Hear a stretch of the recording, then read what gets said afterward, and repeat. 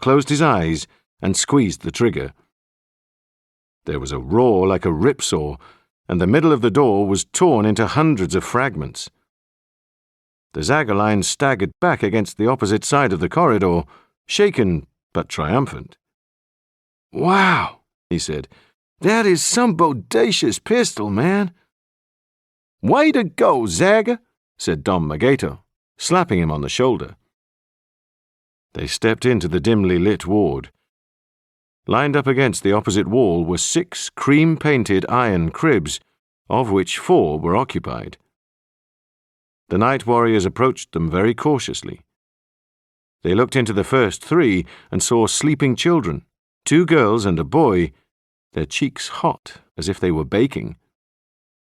"They don't look deformed to me," breathed Xanthis. "Look at them. They're absolutely perfect." They went over to the 4th crib.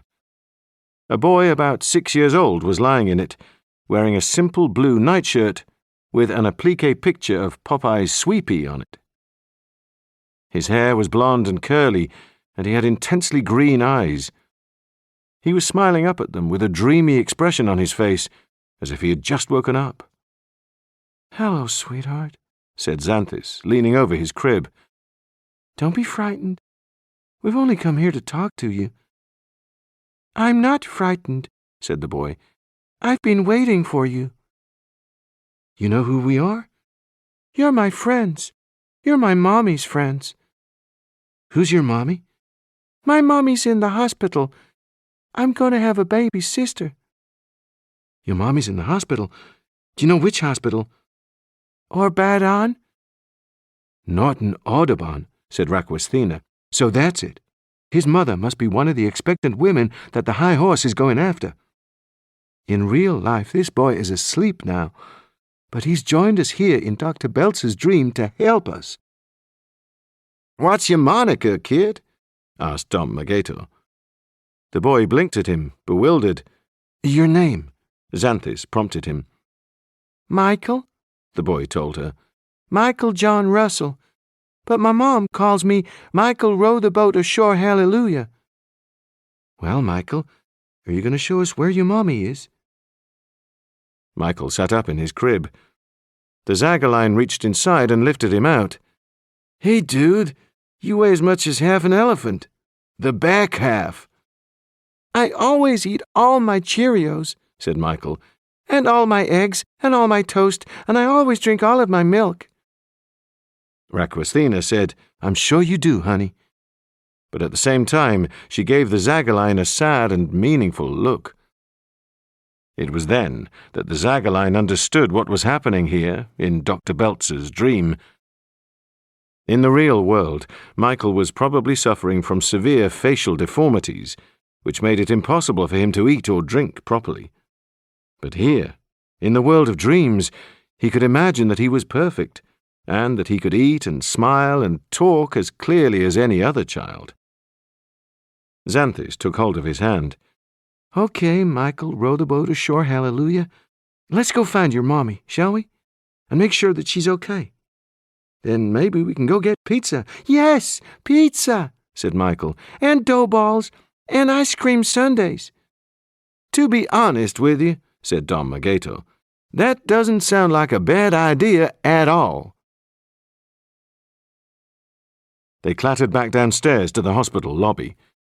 The nun-like woman had returned to the reception desk and was typing on an old-fashioned Underwood typewriter, even though the only sound it made was a very faint clacking. Xanthis went up to the desk and said, "We're taking Michael." The nun-like woman carried on typing. "You mean Michael is taking you?" "Well, whatever. But we'll take very good care of him, I promise." "You're not a mother yet," said the nun-like woman, "but one day you'll understand what's happening here." "Who are you?" Xanthis asked her. The nun-like woman stopped typing and raised her head. As she did so, a ray of amber sunlight came through the smeared glass in the Art Deco doors and illuminated her face. Her wrinkles seemed to dissolve, and for a split second she looked no more than 25 or 30 years old. Behind her dark glasses, though, it was obvious that she had no eyes, only smooth sockets covered in a web of skin. "Who am I?" she smiled. "Let me just say this. The day you no longer need to ask, then you will know who I am." Rakwasthena said, "Xanthus, we really have to get moving." Xanthus hesitated. For some reason, she couldn't take her eyes off the nun-like woman, couldn't bring herself to leave her without understanding who she was. She felt for a fleeting moment that if only she could talk to her, if only she could ask her what her life meant and what mistakes she was making, all of her problems would rattle away like dried leaves. "Xanthus," said Dom Magato. His tone was sympathetic but insistent. "Sure," said Xanthus. "Come on, Michael, row the boat ashore, hallelujah. Let's hit the trail." They left the hospital and headed northward. The dusty desert gradually gave way to thick, rustling grass. High above their heads, the clouds were clearing, and a milky sun was beginning to shine through. Michael walked a little way ahead of them, swinging his arms like a toy soldier, and shouting out, "Left, right, left, right." Although she was aware how strange and dangerous this expedition was, Xanthus began to feel much happier, and she caught up with the Zagaline and took hold of his hand. "Hey," he said, and smiled at her. Even Rakwasthena relaxed and talked to Calexicox about various species of wolf and how she had once wrestled a firefox, a blazing creature in a convicted arsonist's nightmare. Only Dom Magato was silent. He was feeling tired after all of the walking, but he was also feeling very unsettled. The weather was too perfect. When he turned around and looked back, the Brigham Hospital had vanished, and instead he could see the sunshine sparkling on the ocean and red-sailed yachts bending in front of the wind. Up ahead of them, the gradient rose even more steeply. Along the top of the ridge, a line of tall silver birches stood glittering in the wind. If he hadn't known that this was all a dream, he would have stopped, sat down on the grass and relaxed for an hour or two, just to smell the salty air blowing off the ocean. "Left, right, Michael chanted. Calexicox came across, closing the U-shaped biomedical scanner on his right forearm.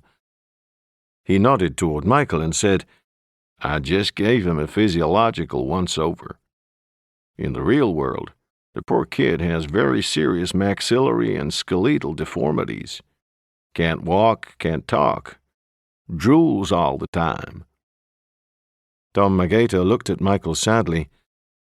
"I guess that's what dreams are for." He sniffed, and then he said, "Any idea where he's leading us?" Calexicox flicked the switch at the side of his helmet ring and brought up a three-dimensional section of Jekrikanta's map. As the holographic map wavered in the air in front of him, Dom Magato was able to identify the shoreline off to their right and the grassy hill that they were climbing. The line of silver birch trees ran diagonally from the southwest to the northeast, and beyond that, the ground gradually sloped down again until it reached a small town. The town was surrounded by farms with a wide, slow-moving river branching around it. The lettering on the map said it was called New Mile Branch. "You think this could be the place?" asked Dom Magato. 99.9% sure of it," said Calexicox. "It's sunny there. It looks like paradise, but the air temperature is still 2 degrees lower than the surrounding countryside, which is an indication that the winter wet was there less than 2 hours ago. But it's the cryptic crossword that's convinced me." "Huh?" "The winter wet and the high horse have chosen Dr. Belzer's dream to set up their ambush, right? Because Dr. Belzer is closer to these expectant mothers than anybody. He thinks about them even when he's asleep, which means they're almost certain to be here. But I'm pretty sure that even in his dreams, Dr. Belzer has definitely gotten wind that something is wrong." In the real world, he's a clever enough doctor to have realized that some malignant entity is trying to invade his patient's subconscious thoughts, so it makes sense that his dreaming mind has been thinking along the same lines. In the real world, he probably thinks that this malignant entity is some kind of virus. After all, there's no way that he could find out anything about the winter wind and the high horse, and if somebody did try to tell him, well, he would probably think that they were off their chump. He may not be sure exactly what it is that wants to trap his patients, but he's aware that something is, something seriously hostile, and his dreaming mind has sensed that it's going to happen here in this pretty little town, because this pretty little town is made up of these women's memories, not his. That's why he's named it New Mile Branch. "You've lost me again," said Tom Magato. If you put the letters of the word mile in a new order, you get the word lime. Another word for branch is twig. A lime twig is a trap for birds. Why didn't he just call the place Ambushville? Because that's not the way his mind works. He solves his problems by turning them into clues and riddles and anagrams and puns. Besides, I think he may have realized that his patients are being threatened by sentient beings, who would be inclined to realize that he was onto them if he named their ambush Ambushville. Tom Magato said, "I'll tell you something, Calexicox. When this is all over, I hope I get to keep my successive detonation carbine, and you get to keep some of those smarts." Measured by Dom Magato's chronometer, it took them another half-hour to reach the outskirts of New Mile Branch, but their subjective perception was that it took them only 5 or 6 minutes. This was Dr. Beltzer's dreaming mind playing tricks on them again. As soon as they reached the first houses, Michael broke into a run. Raquathina said, "I guess he's eager to find his mom and show her how good he looks." There was no question that the winter wind had made New Mile Branch a tempting place for anyone who was suffering from stress. The sun was shining warmly now, and the sky was intensely blue. Katydids were chirruping, bees were droning, and orange butterflies were blowing everywhere. Off to their right, through some shady lime trees, the night warriors could see a sloping picnic meadow and a small lake where children were swimming. Dom Magato was gripped by an unexpected pang of nostalgia and stopped. He used to splash around in a lake just like that when he was a boy. He could almost smell the water drying on his sunburned skin and hear his friends shouting at him from their makeshift raft, "Come on, Porky, you can make it." "Dom Magato?" said Xanthus, peering into his visor. "Is something wrong?" It was only then that he realized that he had tears in his eyes. "Everything's fine. Hay fever, I guess." "Hay fever? In a dream? He's a doctor, isn't he? I'll bet this dream is absolutely crawling with symptoms." The first property they came to was a large 2-story frame house of the kind found in Louisville's Crescent Hill neighborhood. It was painted a fresh cream color, with olive green shutters, and the porch was overgrown with climbing roses. A red and white striped swing seat on the veranda was still swinging, although there was nobody sitting in it. A coppery spaniel was lying asleep in a woven dog basket, and the night warriors couldn't even guess what he was dreaming of. Perhaps a dream dog dreaming of dream rabbits. As they passed the picket fence, the front door opened and a young woman appeared, wearing a flowery hospital gown. She was pale, with auburn hair and freckles, and she was very heavily pregnant. One hand shaded her eyes, and the other hand rested on her stomach. The night warriors stopped, and Xanthus walked up to the front gate. "Excuse me for asking, ma'am, did you come from the Norton Audubon Hospital?" The young woman hesitated, and then she nodded. Xanthis opened the gate and walked up the warm brick path. "Do you know where this is?" she asked. "What? Of course I know where this is. This is my grandparents' house. Are your grandparents here?" The young woman looked behind her into the house. "Not right now. They must have gone to the market. They've left you alone. They'll be back soon. There's always ice cream, and I can help myself." Xanthis said, "Can I ask you what your name is?" "Ellen. Ellen Rorig. Who are you? And who are those other people?" "Ellen, my name is Xanthis. Me and my friends here, we've come to protect you. You and your baby are in very great danger." Ellen Rorig frowned at Xanthis in disbelief. "No, I'm safe here. This is my grandparents' house. I was always safe here, even when my mom and dad were divorced. Ellen, think about it. Are your grandparents still alive? They must have gone to the market." Dom Magato came up behind Xanthis. "Ma'am, I have to tell you that this is nothing but a dream. Your grandparents' house, it never stood right next to a bungalow like that now, did it?" Helen Rorig glanced at the neighbouring house, a single-story property that looked as if it had come from the Deer Park district. Its paint was peeling and its yard was cluttered with children's toys, coloured bricks and tricycles and a leaky paddling pool. "I don't understand," she said. "The Wattersons used to live next door, and they had a big green house. What happened to that?" "Nothing happened to it. None of this is real. This isn't even your dream.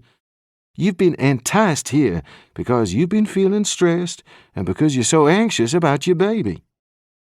To you, this is like a sanctuary, but I have to warn you that it isn't, and we're here to get you out of here as quick as we can."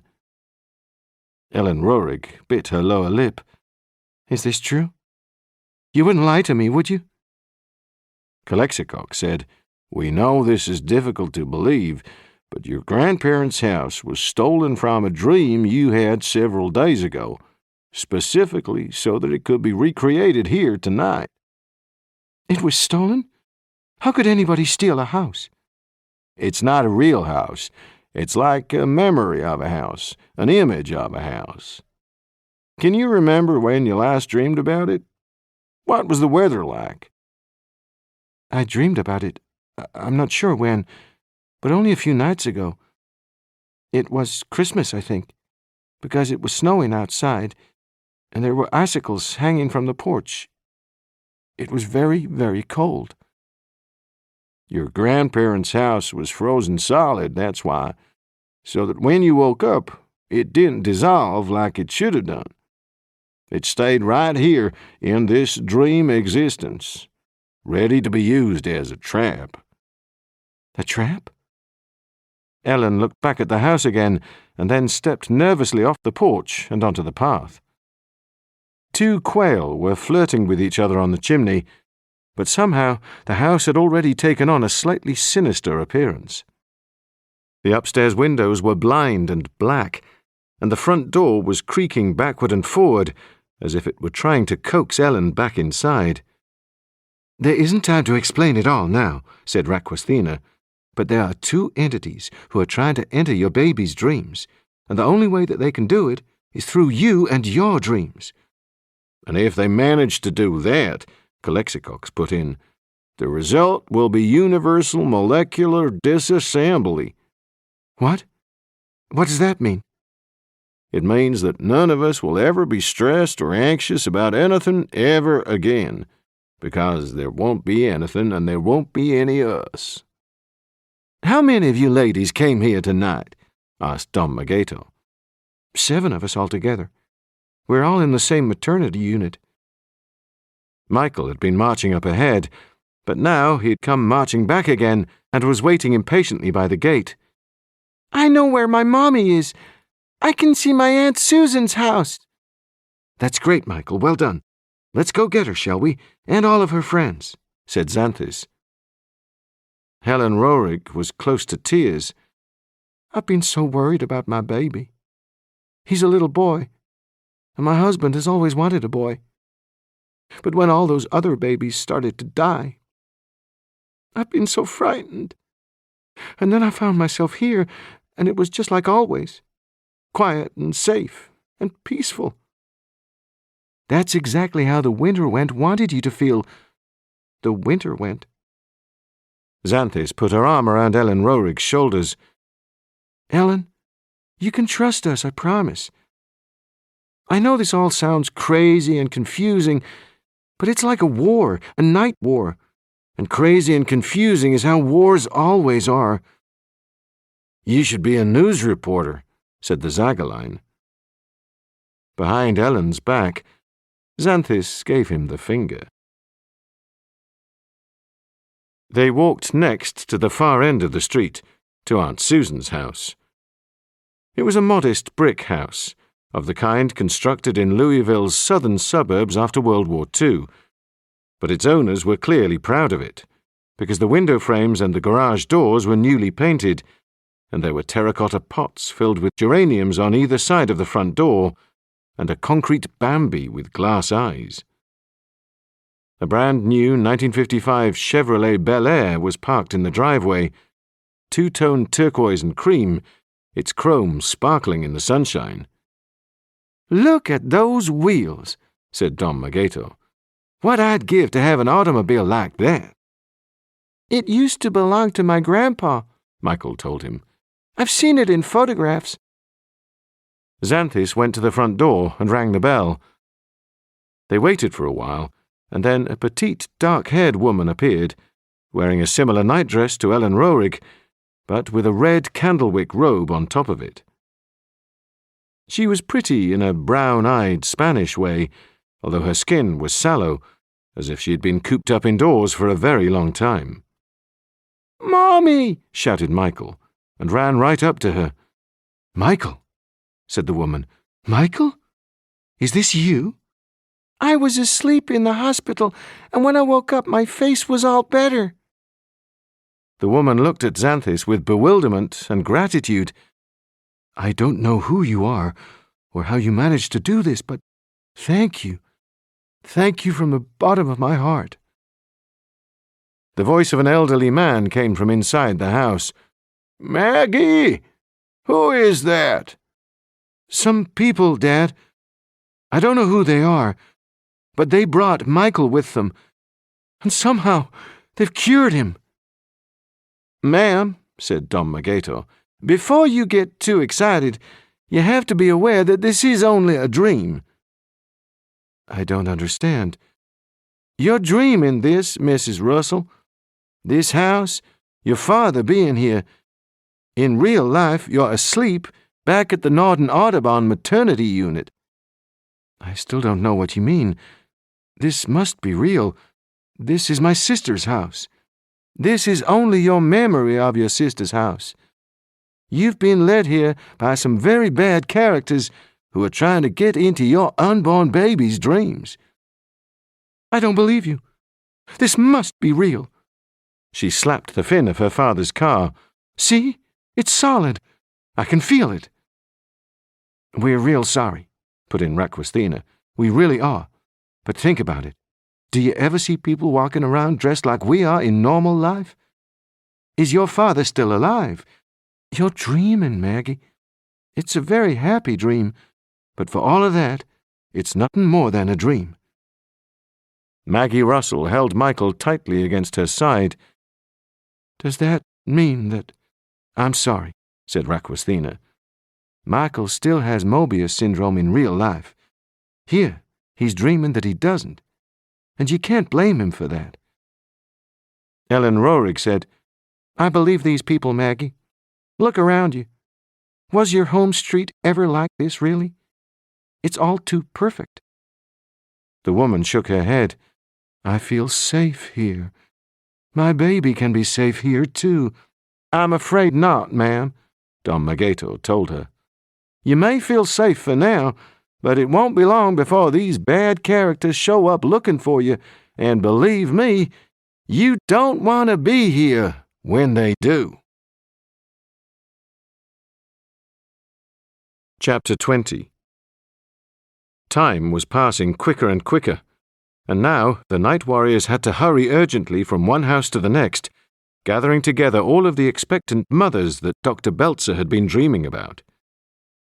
All of them were reluctant to leave, and one or two of them became argumentative and even tearful.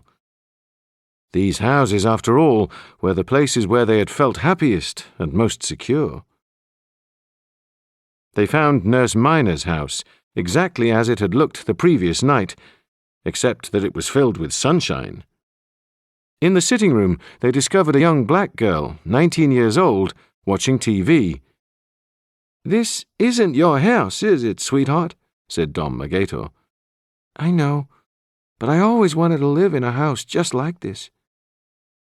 Dom Magator looked at Requesthina and pulled a face. The winter went and the high horse certainly knew what they were doing. Even if one of the mothers hadn't had a happy childhood home, they had provided one. As they reached the outskirts of New Mile Branch, however, the weather began to turn. A chilly wind began to blow from the east, and huge grey clouds started to pile up behind the trees. Leaves scuttled along the street as if they were panicking, and yard gates slammed and hesitated and slammed again, like a slow handclap. They coaxed a young mother called Kelly Pittman to leave her parents' two-story brick house from Chenoweth Lane. And then they had 7 mothers altogether, as well as Michael, who was possessively holding his mother's hand. "Is that everybody?" asked Dom Magator. "Yes, this is everybody," said Ellen Roerig. "What do we do now? How do we get out of here?" "We have to return to the portal where we first entered this dream," Calexicox told her. "It's a little more than 1.5 miles, but Dr. Belzer's perception of time is accelerating as he gets closer to waking up, so it shouldn't take us more than a few minutes to get there." Requesthina ushered the expectant mothers close together so the night warriors could protect them as they walked along. They were worried and silent, most of them, although one older woman kept pleading, "Don't let anything happen to my baby, will you? Please don't let anybody hurt her." Ellen Roerig leaned close to Xanthus and said, "That's Sylvia Bellman. She's 37, and she had her baby by IVF." Xanthus said, "We're not going to let anything happen to you, any of you or your babies." The Zagaline gave her a quick look that meant, "We sure hope so, anyhow."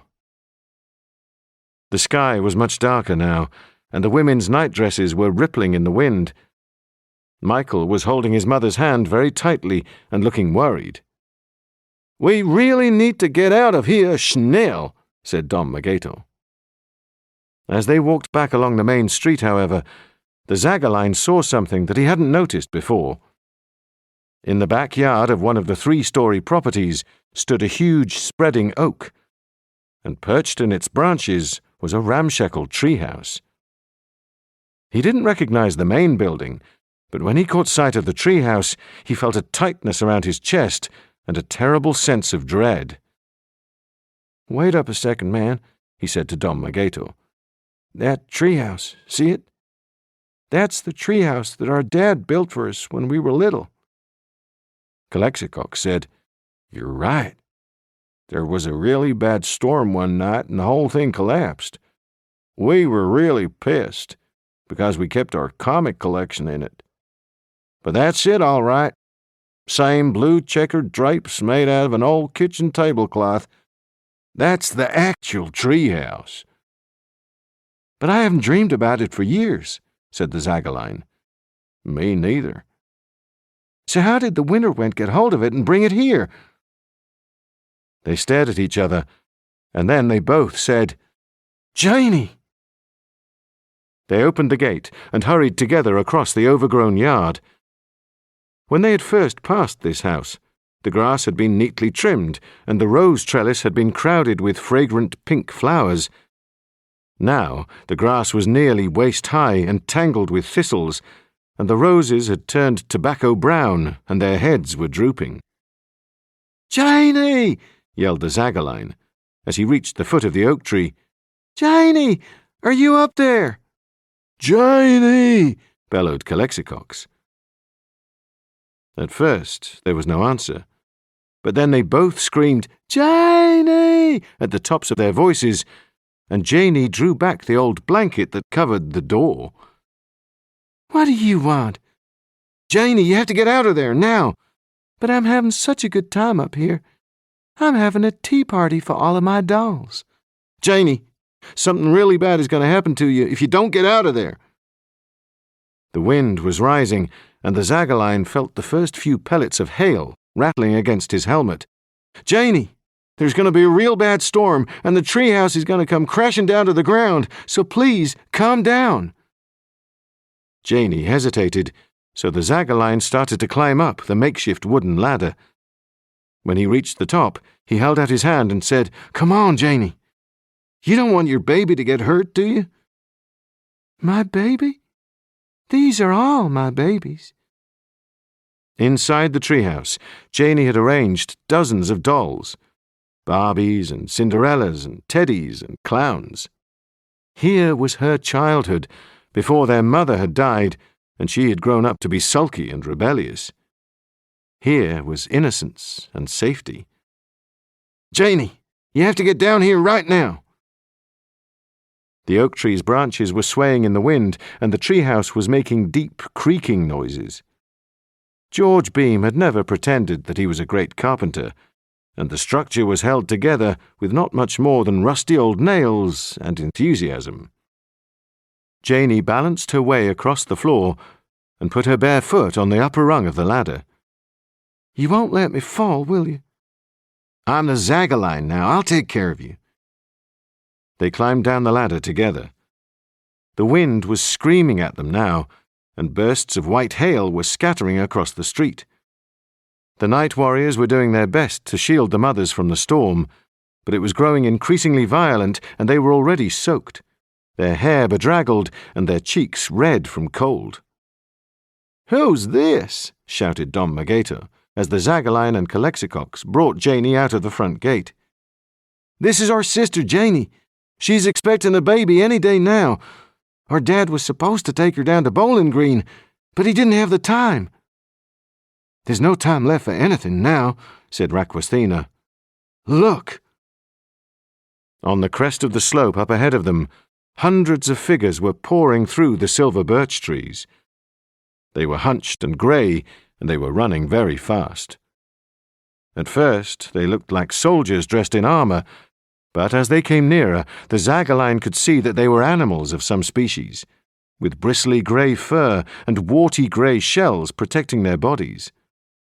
They had narrow, sleek skulls, with eyes as yellow as fermented pus, and snaggles of barbarous teeth. Some of them appeared to be carrying machetes and three-pronged bailing hooks, although they all had claws that looked capable of tearing off somebody's face with a single rip. Even from a distance of a half-mile, the night warriors could hear them chittering and screeching, and their body plates knocking together. "Holy moly," said the Zagaline. "There has to be 1,000 of them." "What the hell are they?" asked Dom Magato. "I've seen them before," said Raquisthena, her voice sounding grim behind her expressionless mask. "They're armadillo rats, one of the high horse's favourite war species. They're totally vicious. They have no pity whatsoever, and their shells are so dense that normal weapons don't make any impression on them." "In that case, it looks like we're going to need some non-normal weapons." Dom Magato lifted 2 handguns out of his belt. "Here, Zaga, try this one. It's a Death Watch torpedo pistol. Works in the same way as a wood-boring beetle, only at very high velocity. It can drill a 50 caliber hole through 10 inches of solid teak timber, so it should be able to go through armadillo shell." "How about me?" asked Xanthus. "Did you ever fire a gun before?" "No, but then I never turned back time before, and I didn't have any trouble picking that up." "Okay, try this one." Dom Magato gave her a gold-plated pistol with a flared muzzle. "Optical automatic. It shoots out a burst of biohalogenic light that changes the chemical composition in your target's eyes so that they instantly go blind. Hey, be careful. For God's sake, don't point it at any of us, or we'll be walking around with white sticks for the rest of our lives." Ellen Roerich suddenly said, "Look, there's more of them." She was right. Hundreds more armadillo rats were running over and surging down the slope toward them. Not only could they hear them, but they could smell them too. They gave off a sour, damp, rancid odor like decaying fur coats, and their odor was carried ahead of them on the wind. Behind the armadillo rats, they saw even bulkier creatures swaying through the trees with huge heads and bulky backs and enormous black claws. "Bull crabs," said Raquisthena. "Half fighting bull, half giant crustacean. They have as much strength as a mechanical digger. I've seen a night warrior in a titanium helmet have his head torn off by one of those claws." "You're making me feel more and more cheerful by the minute," said Dom Magato. He unlocked a heavy-duty rifle from the rack on his back, a multi-barreled Gatling that detonated the oxygen and hydrogen molecules in the air and set up a shattering chain reaction. He called it his Einstein gun. Raquisthena unwound the jointed metal bullwhip that she wore around her waist. "You want a gun, too?" Dom Magato asked her, but she shook her head. "How about you, Calexicox?" Calexicox nodded, and Dom Magato passed over the crossbow-like daisy cutter that had been used to shoot at the winterwent's ankles. "You be careful, too," he cautioned him. "You blow my feet off. That's going to be the end of my career as a tap dancer."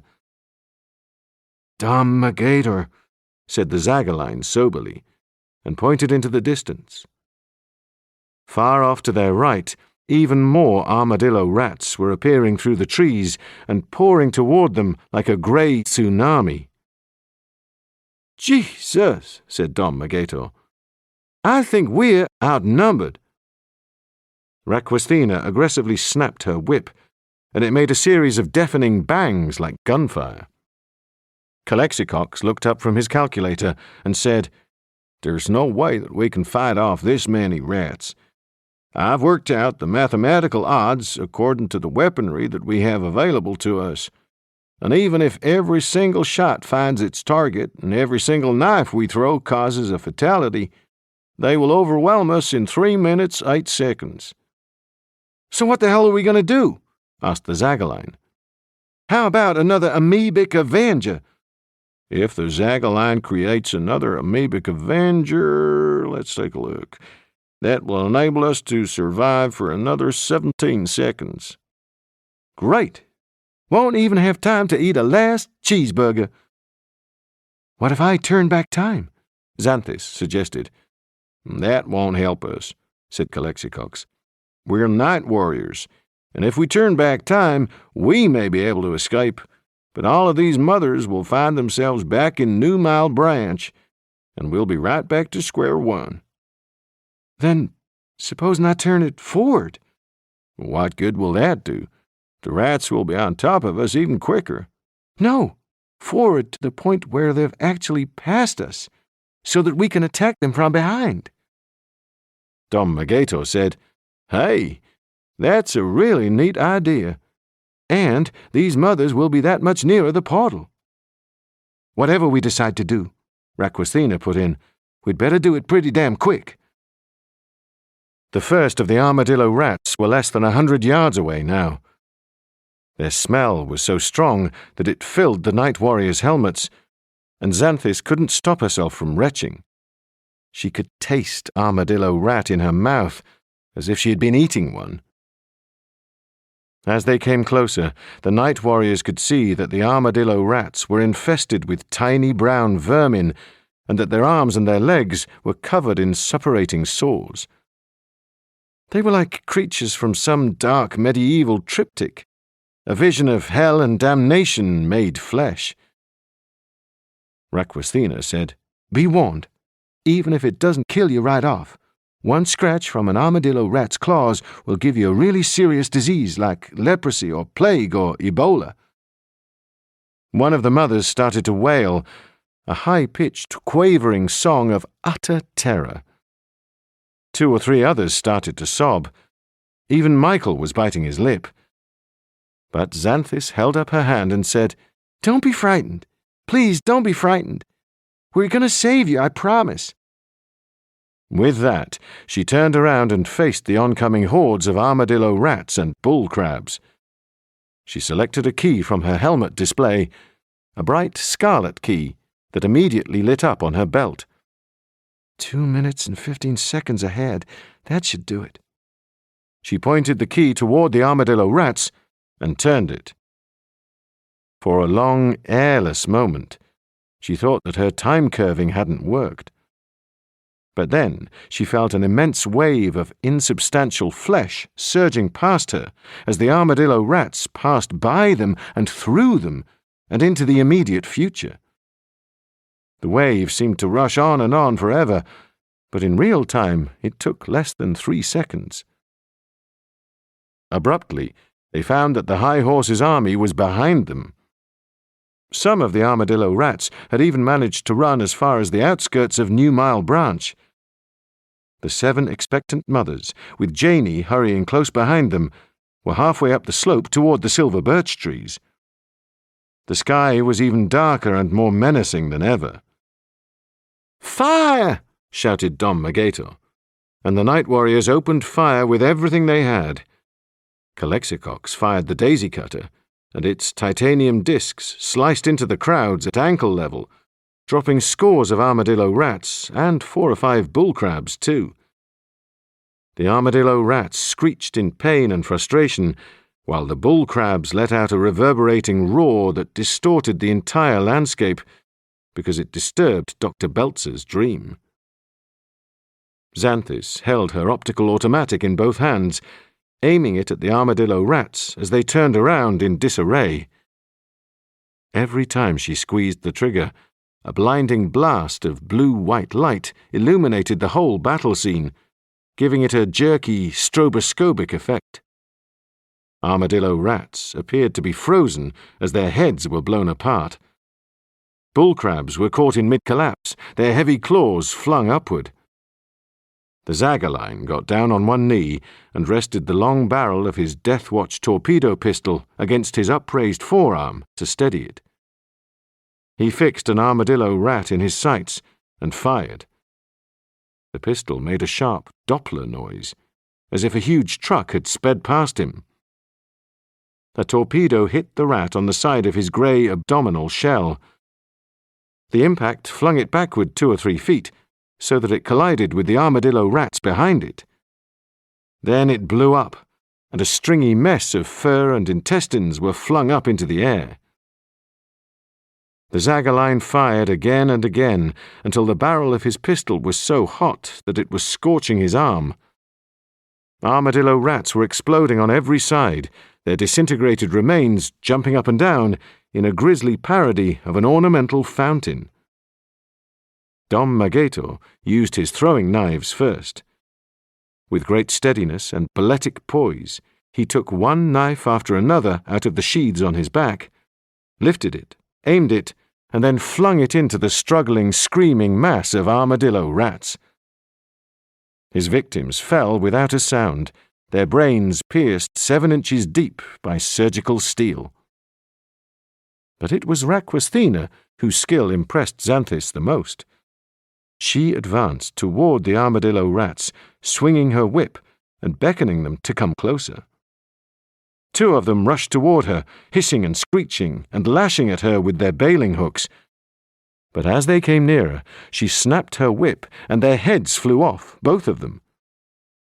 A 3rd ran toward her, its claws upraised, but she snapped her whip again, and it wrapped itself tightly around the creature's waist.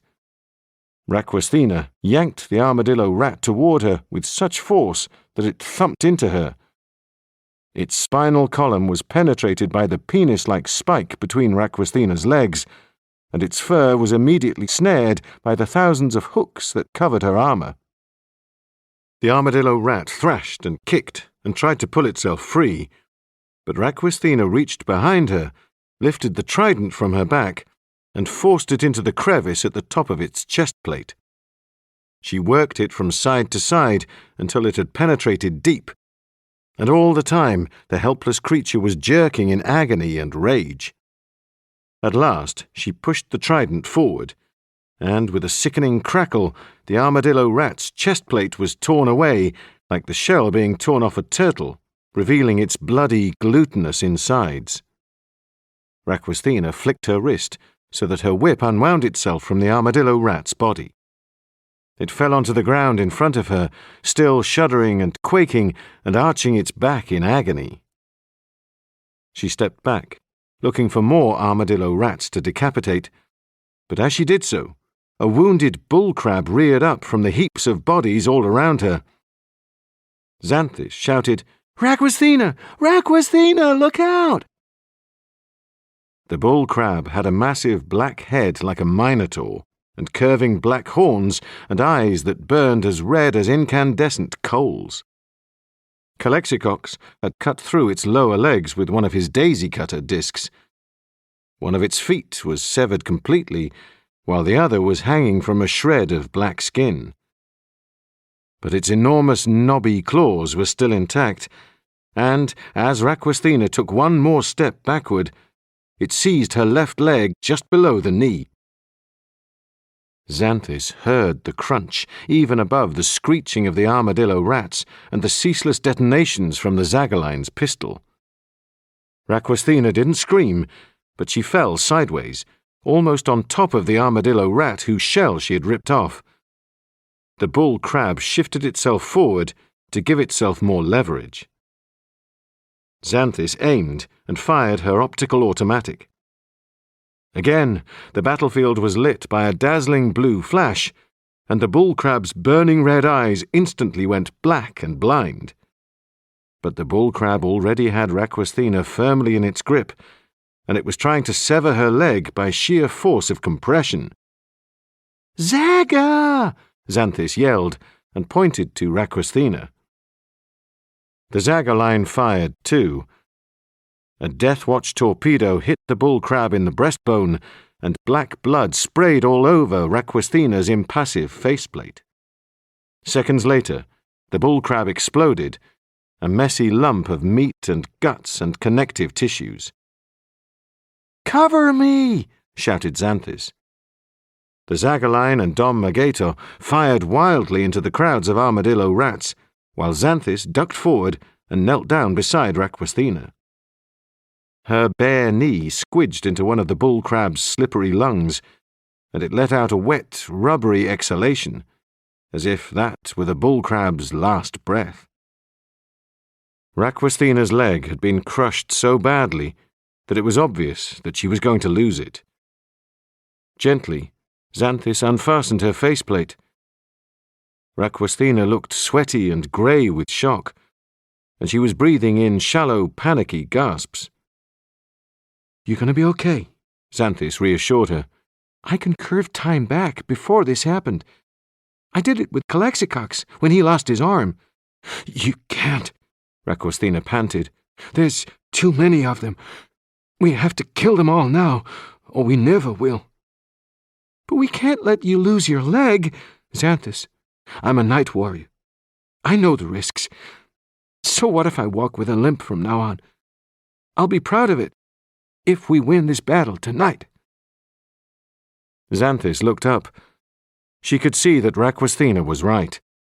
There were still hundreds of armadillo rats left alive, and the night warriors were almost out of ammunition.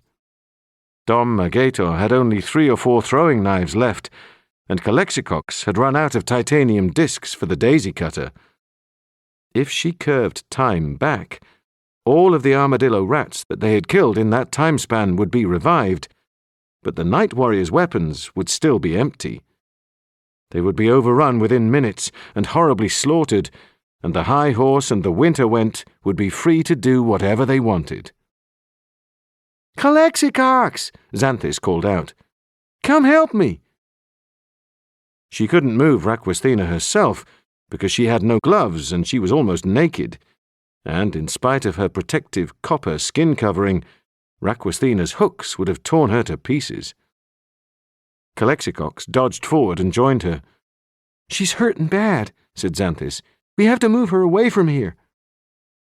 Calexicox manoeuvred his hands under Raquisthina's armpits. He tugged her and lifted her, and she cried out, "No!" with pain. Calexicox hesitated, but then he tugged her again, and at last he managed to pull her clear of the blood and the bones and the sickening heaps of blown-apart armadillo rats. Raquisthina's leg was twisted sideways at an impossible angle, and she shouted in agony every time he shifted her. But in a few minutes he had managed to drag her back to the other night warriors. Now that his last throwing knife was gone, Dom Magator had been rapid-firing at the armadillo rats with his density rifle. It used a dangerous amount of energy, but it compressed whatever it hit to 1,000th of its normal size. With a sharp rattling noise like 100 pairs of castanets, the density rifle was reducing scores of armadillo rats into tiny knots of hair, bone, and shell, and scattering them all across the battlefield like gravel. Soon, there was only a rabble of 30 armadillo rats left standing, and all of the bullcrabs were dead. Dom Magator said, "Right, I've had enough of this shit," and picked up his Einstein gun. The remaining armadillo rats ran toward them, screeching in fury. They weren't afraid of dying, because they didn't know what dying was. They were nothing more than cruelty turned into living creatures.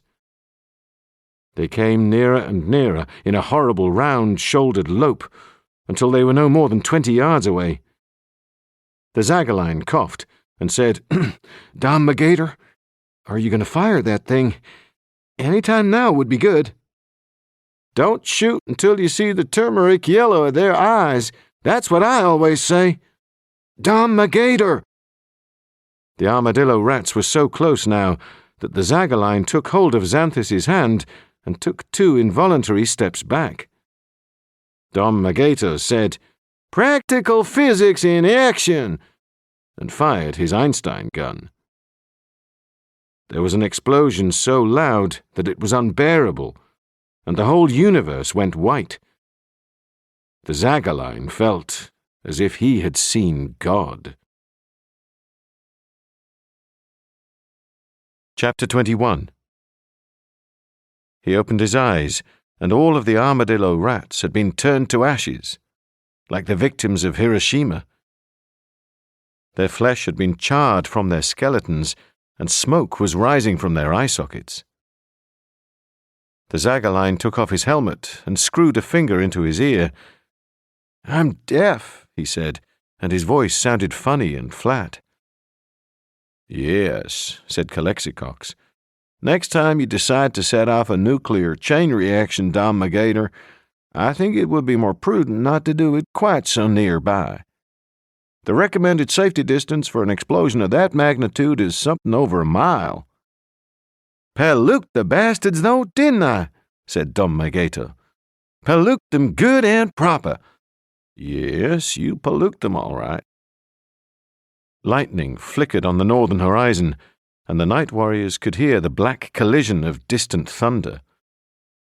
Xanthis looked up the slope, and she could see that the expectant mothers had almost reached the line of silver birch trees. "I guess we'd better catch up. We still haven't seen the high horse, have we?" "Oh, I think we will," said Dom Magator. "I think he'll probably want to have a word with us about flattening his entire army." "What about Raquisthina?" asked Xanthis. "We can't leave her here." "You can," said Raquisthina. "I'll be okay. You can come back for me tomorrow night." "If there is a tomorrow night," said Calexicox. "What if Dr. Belzer doesn't have this dream again?" "He's bound to, sooner or later." Dom Magator said, "Raquisthina, this is all very heroic, but in the army we never left a buddy behind.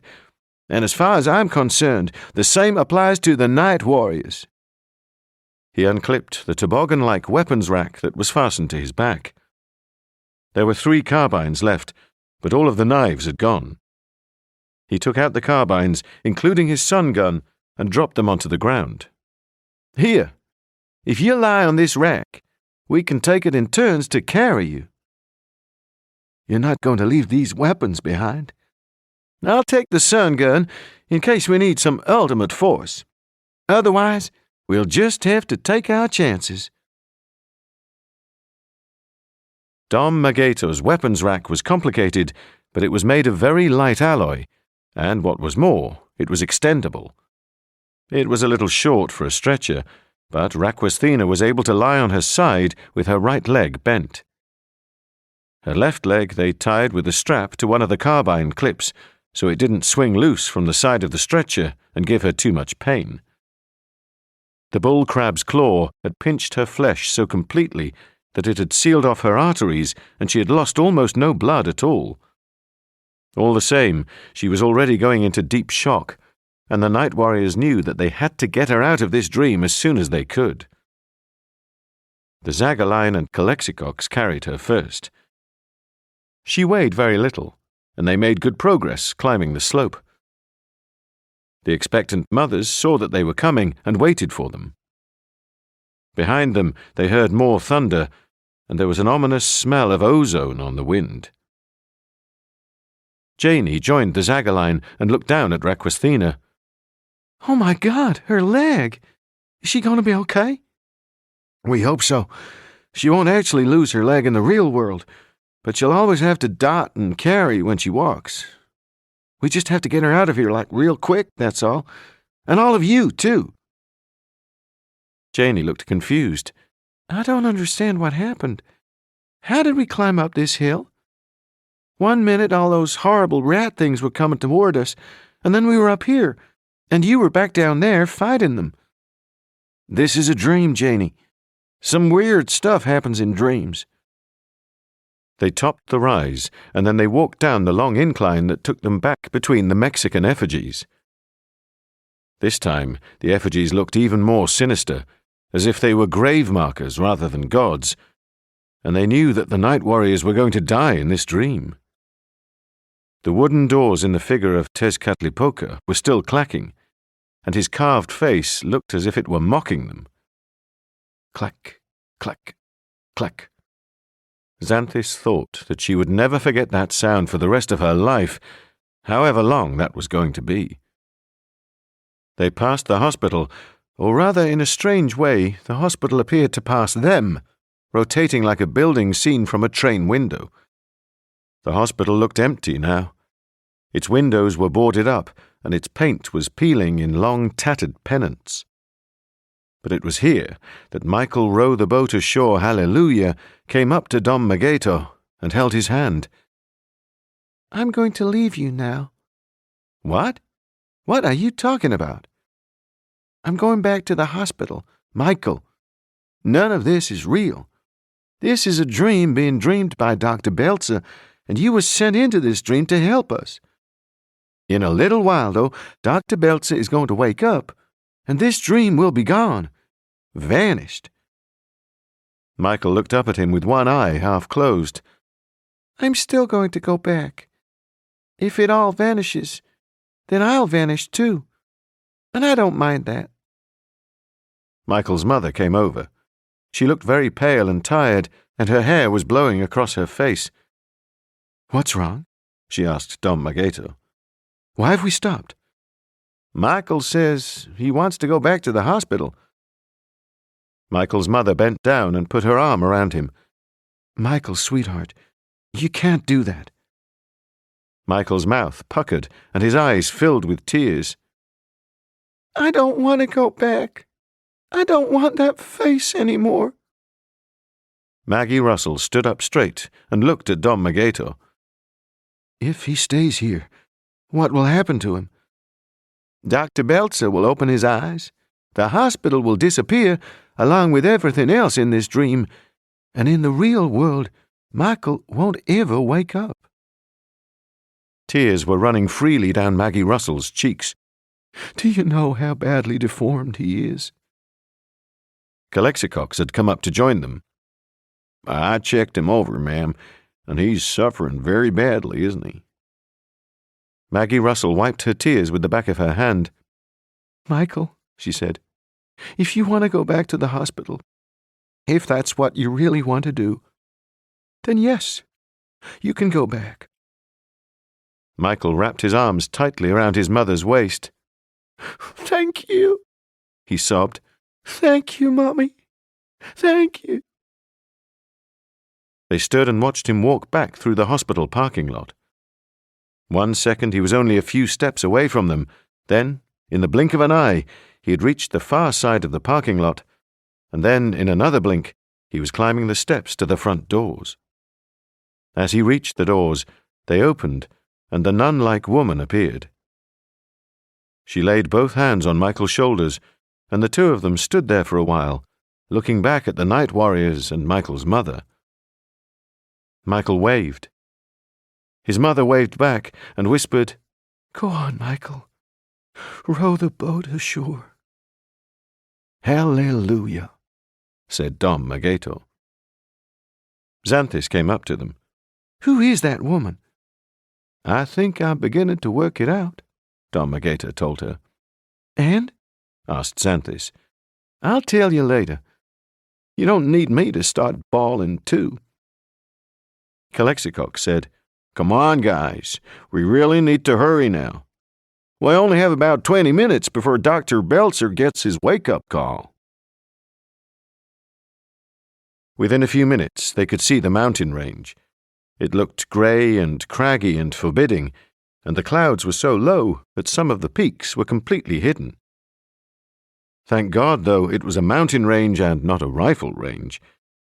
The last thing that Dom Magato felt he could face right now was a hostile barrage of sniper fire.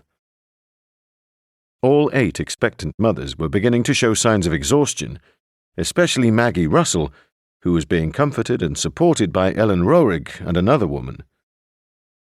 Raquisthina's eyes were closed, and Dom Magato hoped for her sake that she was unconscious.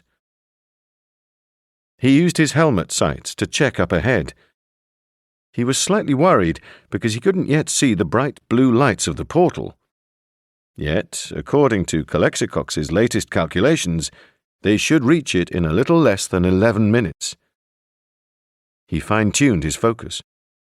It was then that he realized that something was obscuring the portal. Something that was 60 or 70 feet high and brindled and shaggy, like a massive heap of dead buffalo.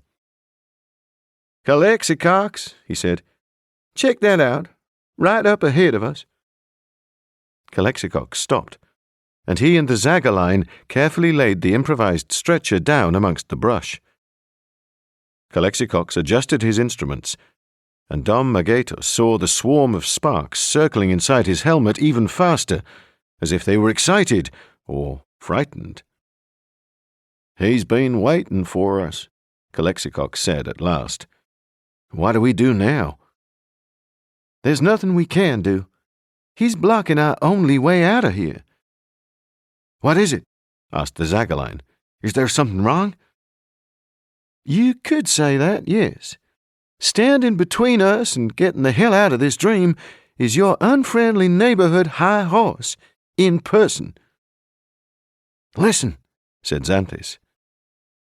They listened. Intermittently blown on the breeze, they could hear screaming, howling, and the baying of wolves. But this wasn't the sound of wild animals hunting for prey. This was the sound of creatures in agony.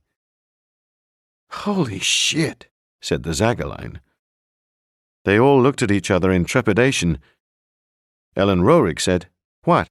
What is it? What's that dreadful crying noise?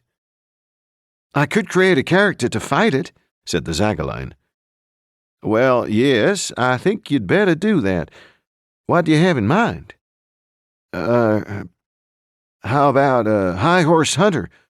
That sounds appropriate. You want to get to work? The Zagaline opened up his limning lens.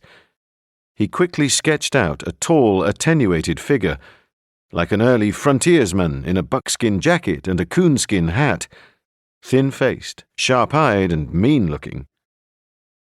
The Zagaline gave him a long-barreled sharpshooter's musket so that he could pick off the high horse from a distance. He swung down another lens and constructed the hunter's skeleton, and then another lens to fill in his circulatory system. But the hunter's arteries had only wriggled as far as his abdomen when the lens suddenly went blank. The Zagaline furiously jiggled his power switch. He saw a momentary flicker of pinky-orangey light, but then the lens went dead again. "You can take your own sweet time if you like," said Dom Magato. "I can't do it, man. I'm totally out of power. That amoebic Avenger must have drained my system." "Great. I'd give you a feed, but I'm running on empty, too. How about you, Xanthus?" "Just about enough to time curve us backward or forward about 28 seconds. No more than that." "Calexicox?" "Enough to keep my weapon powered up and my instruments running, but that's it. I certainly don't have enough to create a high horse hunter." "Well, I still have my trusty sun gun. I guess we'll have to hope and pray that the high horse is highly inflammable." Calexicox and the Zagaline picked up Raquisthina's stretcher again, and together they all began to walk toward the forbidding outline of the high horse. Soon, the screaming of tortured animals became constant, and several expectant mothers started to whimper in fear. As they approached, the high horse started to move toward them too, and it was then that they realized the true horror of the enemy they were fighting.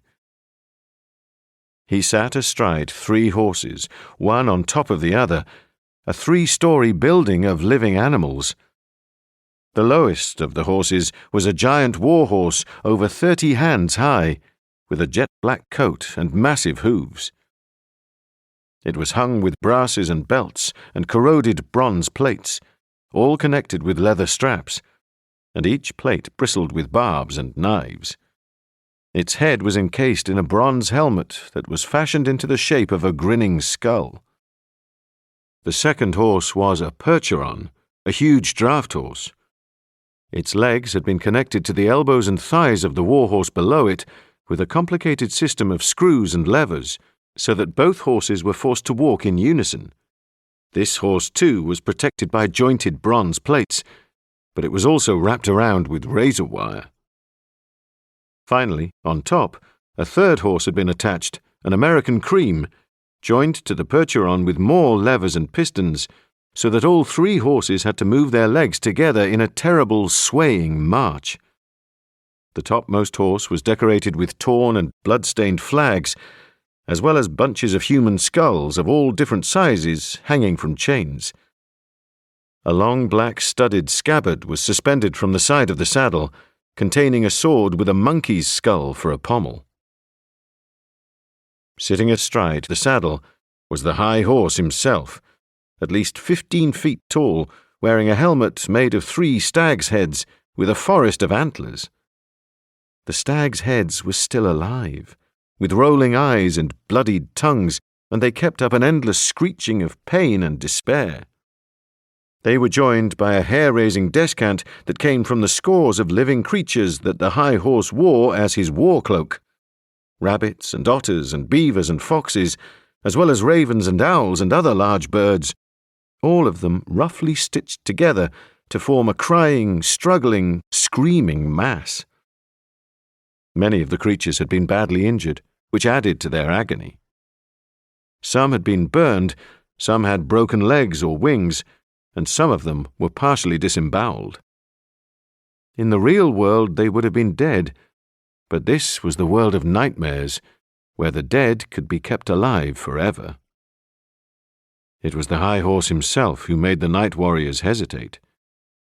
Underneath his stag's head helmet, his face was wide and smooth and leathery brown, as if the skin of a smaller man had been stretched across a broad Mongolian skull. His eyes glittered green and black like blowflies, and his mouth was a straight lipless split, crammed with tiny yellow teeth. Underneath his cloak of writhing creatures, they could see his bare chest, crisscrossed with scars and pierced with hooks and studs and rings. From each nipple hung several small skulls, birds and rabbits and iguanas. The tower of horses slowly approached them with a teetering motion, as if the whole living structure was on the point of losing its balance and falling over. The night warriors could see the levers and pistons working like the driving rods of 12 steam locomotives, all of them greased with thick, yellow fat. The high horse stopped right in front of them. The war horse's hooves restlessly shifted on the stony ground. "You're, said the Zagaline, clearing his throat. "You're, standing in our way, dude." The high horse spoke to them. His voice was terrifying. It was a thick, suggestive whisper, but it seemed to fill their heads as if he were inside them. "I have come to take the women." "Oh, you think?" "The women are all mine. Their unborn infants are all mine." Dom Magator stepped forward, holding up the sun gun. Xanthus and Calexicox kept the expectant mothers behind them, shielding them as much as they could. "I believe that it would be in your own best interests if you stepped to one side," said Dom Magator. His heart was beating so hard that it hurt his ribcage. "My interests are no concern of yours, Night Warrior," the high horse told him. "I have come to take the women, and take the women I will." He yanked at his reins so that his horses turned sideways. Then he reached down to the side of his saddle with a hand like a spider crab and drew out his sword. It made a slithering sound that set Dom Magator's teeth on edge. "Is this guy serious?" said the Zagaline dismissively. "How's he going to reach us with that?" But Calexicox had been frantically punching at his databank buttons, and he shouted, "Down! Get down!" The high horse swung his sword, and the blade seemed to leap out at them, so that it was 20 feet longer. It struck Dom Magator on the left shoulder and sent him hurtling sideways onto the ground. Gasping, coughing, he looked at his shoulder and saw that the sword had cut clean through his armor and into his flesh. Blood pumped out of his wound, but almost immediately the blood was followed by a boiling mass of whitish-brown maggots. Calexicox rolled over to him, keeping his head low. "Maggots!" screamed Dom Magator. "You don't know how much I hate maggots!" With taut-faced efficiency, Calexicox unfastened Dom Magator's armor-plated sleeve and wrestled it off. The wound was about 4 inches across, and maggots were pouring out of it thick and fast and dropping onto the ground, almost as if it were a fountain of maggots. Out of a clip on his belt, Calexicox slid a 2-pronged metal instrument, like a tuning fork. Within a few seconds, the prongs began to glow red, and Dom Magator could feel the heat it was giving out. "This is really going to hurt," Calexicox warned him. "Anything! Just get these damn maggots off of me!" Calexicox held Dom Magator's upper arm steady and pressed the red-hot fork against the wound. There was a sharp, sizzling sound and a smell like burning lamb fat, and the maggots writhed and wriggled and curled up in agony. As Calexicox cauterized the inside of his wound, Dom Magator almost passed out. He had experienced pain before, but nothing like this. He squeezed his eyes tight shut and thought of his mother and the time when he had tried to climb over a fence and caught his knee on some rusty barbed wire. "What are you making such a fuss for, John Dolphin? A little pain ain't nothing, especially when it's not your own. You see me crying?" "That's it," said Calexicox. "Had to do it quick, or you would have been nothing but maggots in 3 minutes flat." Dom Magator looked at the wound in fascinated horror. It was blistered and puckered and raging red, and it still hurt like 7 degrees of hell, but at least there were no maggots crawling around in it. "Give me a hand here." With Calexicox's help, he managed to prop himself up on one elbow so that he could see what was happening. 30 yards away, the Zagaline and Xanthus were trying to keep the high horse at bay. The Zagaline had picked up Dom Magator's sun gun and was circling around him, while the high horse wheeled his snorting horses so that the Zagaline couldn't get a clear shot. He was still swinging his sword around his head, and it grew longer and longer every time he swung it.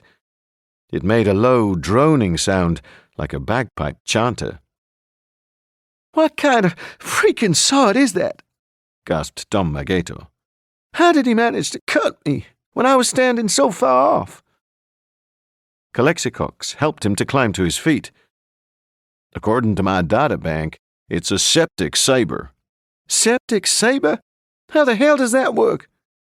"Zaga, don't get too close, and don't go pulling that trigger until you got a clear line of fire." Calexicox said, "The way I understand it, the septic saber uses some kind of liquid nanotechnology to make itself as long or as short as its user wants it to be. Then it uses advanced entomology to infest every wound that it inflicts with facefly maggots, Musca autumnalis, the same flies that cluster around horses' nostrils." "That's disgusting," said Dom Magator, checking his wound again. "Yes, and this particular strain of facefly maggots is incredibly voracious.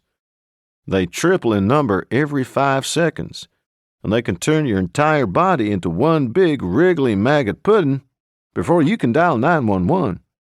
I mean, not that there would be any point dialing 911 in a dream." "No," said Dom Magator. The sky had turned dark green now, and lightning began to strike all around them. The expectant mothers were all cowering together in a low depression in the ground, with Raquisthena lying on her stretcher beside them, conscious now, but still very shocked. "We have to get these women out of here," said Dom Magator. "How the hell are we going to deal with our wonderful 12-legged friend here?" "I don't think that the high horse is going to be our only problem," Calexicox told him. "Haven't you noticed? The temperature's dropping. It's gone down 3 degrees Celsius in the past 6 minutes. "The winter wind," said Dom Magator. "That's all we need." The Zagaline kept circling around the high horse, raising the sun gun now and then, trying to get a shot in. But it was obvious that the high horse was experienced in battle and knew how to keep himself out of the line of fire. There was only enough power in the sun gun for one apocalyptic shot, and if he missed, the night warriors would be virtually defenseless. And still, it was growing darker, and still, it was growing colder. Dom Magator supposed that the night warriors could take their chances and make a run for the portal, leaving the women behind. After all, as soon as Dr. Belzer opened his eyes, all of this dream would disappear, and so would the women. But even if Dr. Belzer woke up within seconds of their return, that would still leave the high horse and the winterwent enough time to capture at least 2 or 3 women and enter their dreams, and Dom Magator wasn't prepared to take the risk. This was it. This was the time. This was where positive good and negative evil were finally going to come head to head, and neither side was going to leave anybody standing. The Zagaline tried feinting to the left and then to the right, but he could almost believe that the high horse was capable of reading his thoughts, because the high horse responded by shifting his horses slightly to the right and then to the left, so that he was always obscured behind his top horse's head and neck. Dom Magator and Calexicox came up to the Zagaline, and Xanthus joined them too. A few crumbs of snow were tumbling through the air, and some of them were settling on the high horse's cloak. "He's playing with me, man," the Zagaline protested. "You could shoot his horses out from under him," said Dom Magator. "You can't do that," said Xanthus. "Those poor horses, what have they ever done except suffer?" "That apart," said Calexicox, "there is no guarantee that by hitting his horses you would take out the high horse himself. And he would be just as dangerous on foot, if not more so, especially if your weapon was empty." The snow was falling much more densely now. Dom Magator held out his hand to the Zagaline and said, "Give me the gun." "What are you going to do?" "Just give me the freaking gun, okay?" "Dom Magator, wait," said Calexicox. He was checking one of his sensors, tilting his head to one side so that he could catch the last reflected light. "Give me the gun," Dom Magator repeated. Reluctantly, the Zagaline handed it over. Dom Magator slung it over his back and said, "I'm going to save this for the winter wind. Payback for Amla. "That could be a wise move," Calexicox told him. He checked his sensor again and then said, "I suspected this from the moment I first saw him. The high horse isn't a real being at all, and never has been. Not like the winter wind." "He's coming for us," said Xanthus. They looked up, and the awkward, lurching arrangement of horses was slowly approaching them through the blizzard. The high horse was standing up in his stirrups, his gruesome cloak of living birds and animals flying out behind him, his sword slowly rotating around his head, a sword that had grown to 30 feet long. It made a low whistling sound, whoo, whoo, whoo, and cut a dark circle in the falling snow. "Are we going to run or what?" said the Zagaline desperately. "He's not real," Calexicox insisted. "What are you talking about? He was real enough to cut a slice out of my arm and fill it with creepy crawlies." "He's tangible, yes, but he's nothing more than human cruelty brought to life." "What? I don't understand what the hell you're talking about." "In a dream, yes, you can visualize frustration as a cinder block wall, or some delay in your life. It can seem in your dreams like you're wading through a swamp. The high horse is just the same. He's not a real entity. He's the very worst of human nature, and cruelty to animals above all." "So what are we supposed to do about it? Call for the ASPCA?" "No," said Calexicox. "You call for the knowledge gunner." He unlatched his heavy handgun from his belt, with its gold and silver balls lined up along its barrel. "See these balls? They're anti-illusory shells. When they explode, they disassemble any deceptions, straighten out any refracted light, and show things up for what they really are."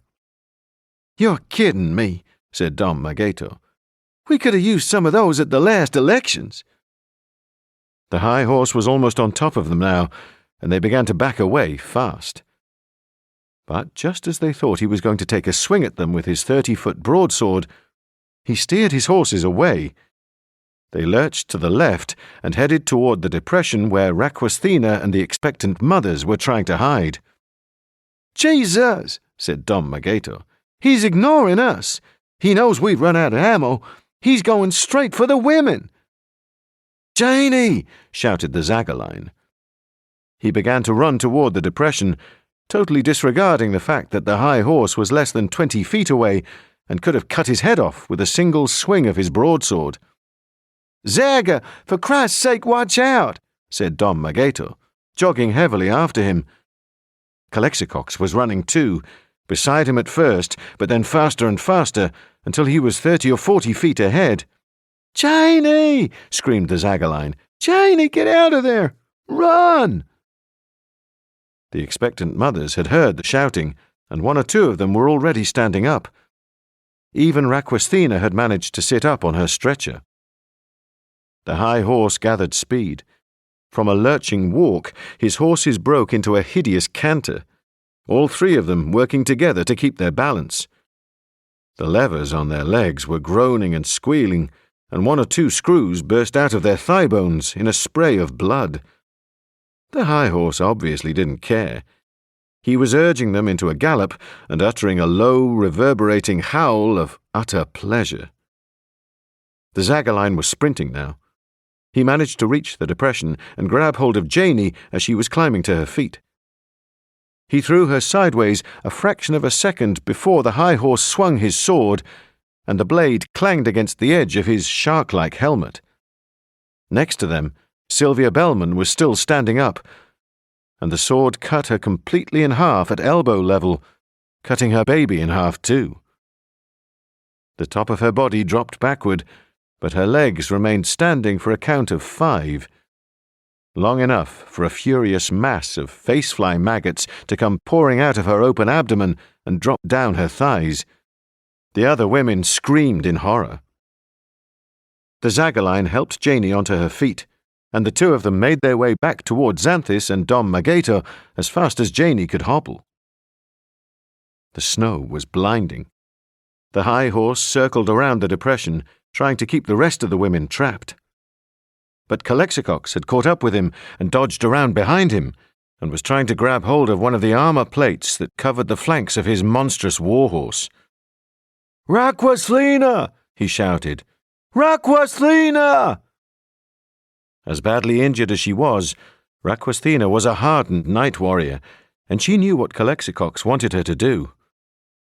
She managed to drag herself onto her hands and knees and crawl across the ground toward the high horse. It seemed to take her forever, but the high horse was so high up in his eyrie, and the snow was so furiously thick that he didn't see her. She finally reached the forelegs of the warhorse and dragged herself upright. She hesitated for a moment, gathering her strength, and then she seized the warhorse's foreleg as tightly as she could, driving the spikes in her armor deep into its flesh and snaring its skin with her hooks. The warhorse screamed and reared, and for 3 or 4 seconds it looked as if the entire 3-story construction of horses was going to come crashing over. But the high horse lashed at them and shouted at them, and they managed to steady themselves. By that time, though, Calexicox had managed to jump up and seize some of the armor plates, and heave himself halfway up the warhorse's side. Chapter 22. The high horse kept on circling and circling, slowly rotating his sword above his head, keeping the expectant mothers trapped. At the same time, though, he kept leaning over the side of his topmost horse, in an effort to see why his warhorse was whinnying and tossing its helmeted head and walking with such an uneven gait. 70 feet below him, Raquaslina clung on to the warhorse's foreleg, her injured leg hanging loose, too exhausted to pry herself free and try to make her escape. But each time the high horse circled around, Calexicox managed to climb higher and higher. Soon he was standing on top of the warhorse, with one foot on its back and the other on its croup, and he began to force his way up through the razor wire that protected the percheron. It was far from easy. Although his armor saved him from being cut to pieces, the complex instruments that covered his arms and chest were continually snagged on the wire, and it took valuable seconds to disentangle himself. He felt like the prince in The Sleeping Beauty, which his mother used to read to them when they were little, climbing up through the overgrown briars that surrounded the princess's castle. Meanwhile, on the ground, there was nothing that Xanthus and Dom Magator and the Zagaline could do except watch. The Zagaline held Janey tight and said, "You're going to be okay, babe, okay? We have to go back through the portal, me and the rest of the Night Warriors, but you don't. As soon as Dr. Belzer wakes up, that's it. You'll be back in your own bed, and you probably won't even remember that any of this happened." "What about these other women?" asked Janey. "That poor Mrs. Bellman." "You'll all be safe, so long as we can make sure that the high horse and the winter wind don't get you." Calexicox had negotiated the last tangle of razor wire, and now he was pulling himself up the American cream. He used the chains and bloodied flags as handholds, and he found plenty of toeholds on the levers and pistons that connected the horse's legs to the percheron below. The high horse's living cloak would have afforded him a better grip, but Calexicox thought that the creatures that were screaming and writhing on his back had suffered too much already. He could hardly bear to look at them, let alone pull at their tortured bodies to help himself up. The high horse must have felt the flags dragging beneath his saddle, because he suddenly twisted himself around. His eyes narrowed into black crevices, and he grinned with delight. "So, Night Warrior," he said, in that deep, coarse whisper, "you have succeeded in scaling the tower." Calexicox grabbed a chain with his left hand to steady himself and unlatched his handgun with his right. In response, the high horse tightened his reins and lifted his broadsword high above his head. "It is many years since I took the head from a night warrior. I shall hang it around my horse's neck." "I wouldn't be too sure of that, sport," Calexicox retorted, "because I know something that you don't know, and that knowledge is going to be the end of you." The high horse opened his eyes wider. "What knowledge is this?" he whispered. Calexicox pointed his handgun directly at the high horse's heart. "You are not a man. You are not an animal. You are not even a reptile. All you are is an evil intent, made manifest." "You speak like all night warriors speak, like an innocent fool." Calexicox cocked his handgun. "Very well, then. Let's see who's the innocent fool, and let's see who's nothing but the very worst of human nature." The high horse didn't swing his sword. Instead, from under his cloak, he stabbed upward with a long-bladed dagger, straight through a tangle of squirming squirrels. The dagger went straight into the front bracket of Calexicox's handgun, just as Calexicox pulled the trigger, jamming it. "There," whispered the high horse with undisguised glee. "Now let's be having your head." At that moment, the first of the anti-illusory shells exploded. From the top of the Tower of Horses, there was a detonation, like the slamming of a huge door, and a bright green flash. The darkness was lit up for miles in every direction, as far as the mountain ranges. Then, even before the first echo could come back to them, there was a second detonation, and a third, a fourth, and a fifth. The first detonation blew the high horse himself into thousands of glittering fragments. Not skin and bone, but lies and perversity and malice, like a shattered mirror. Calexicox was cartwheeled into the air, his armor on fire. He had fallen only halfway to the ground before the second detonation blew the topmost horse into bloody bits. The next 3 detonations blew the other horses apart, bones and levers and pistons and gory hunks of horseflesh. Raquisthena was still clinging to the warhorse's forearm when the final detonation went off, and she was still clinging to it when she was flung more than a quarter of a mile away, setting the bushes alight. The high horse's living cloak was carried high up into the air by the heat of the explosion. As it floated, it burned, and the birds and animals that the high horse had tortured for so long at last met the death that they had been longing for. Xanthus and Dom Magator and the Zagaline stood in silence as they watched the remains of the high horse blazing in the snow. Janey had turned her back and covered her eyes. "Dunk always wanted to be smart," said the Zagaline. "He wanted to be smart more than anything else in the world. Even when he was 5 years old, he used to kneel down beside his bed at night and say, 'Please, God, make me smart.'" Dom Magator put her arm around his shoulders. "If you're smart, Zaga, then it's up to you to make a difference. Stupid can sit on its butt and watch The Simpsons all day. Smart has to go out and change the course of history." Xanthus said, "We'd better make sure that these mothers are okay. They're probably going to be so traumatized after this." Dom Magator checked his chronometer. "You're right, and we'd better get our skates on. Dr. Beltz's wake-up call is in 2 minutes 59 seconds flat." The night warriors hurried through the snow to the depression where the expectant mothers had been hiding. They were shivering and sobbing and spattered with Sylvia Bellman's blood. There was nothing left of Sylvia Bellman except for her skeleton, The face-fly maggots had all crawled away, taking her with them. Ellen Roerick stood up and said shakily, "Is it over now? Is it really all over?" "In less than 2 minutes. Dr. Belzer will wake up and then you'll be fine. We're going to stay with you right up to the last second, just in case the winterwent turns up. But I get the feeling that he's seen what we've done to his friend, and he's gone away with his popsicle between his legs." "And our babies?" "I don't think that he'll try to take your babies again. This is all over now, thank God, and the good guys came out on top." "Oh, but you lost your friends. Zagaline, is it? You lost your brother." "I know," said the Zagaline, "but he knew how dangerous it was going to be, and he still wanted to do it." "Come on," said Dom Magator. "If you can come close to the portal, then we can keep an eye on you right up until the last millisecond."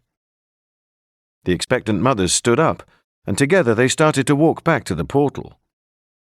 Although it was snowing very hard now, the portal still shone dazzling blue, and Xanthis thought that it looked almost like a shining memorial to the night warriors they had lost, Amlaphabea and Calexicox and Raquasthena. Janey was waiting beside it, chafing her arms to keep herself warm. Maggie Russell stopped for a moment and looked back into the darkness. Dom Magator knew what she was probably thinking, but said nothing.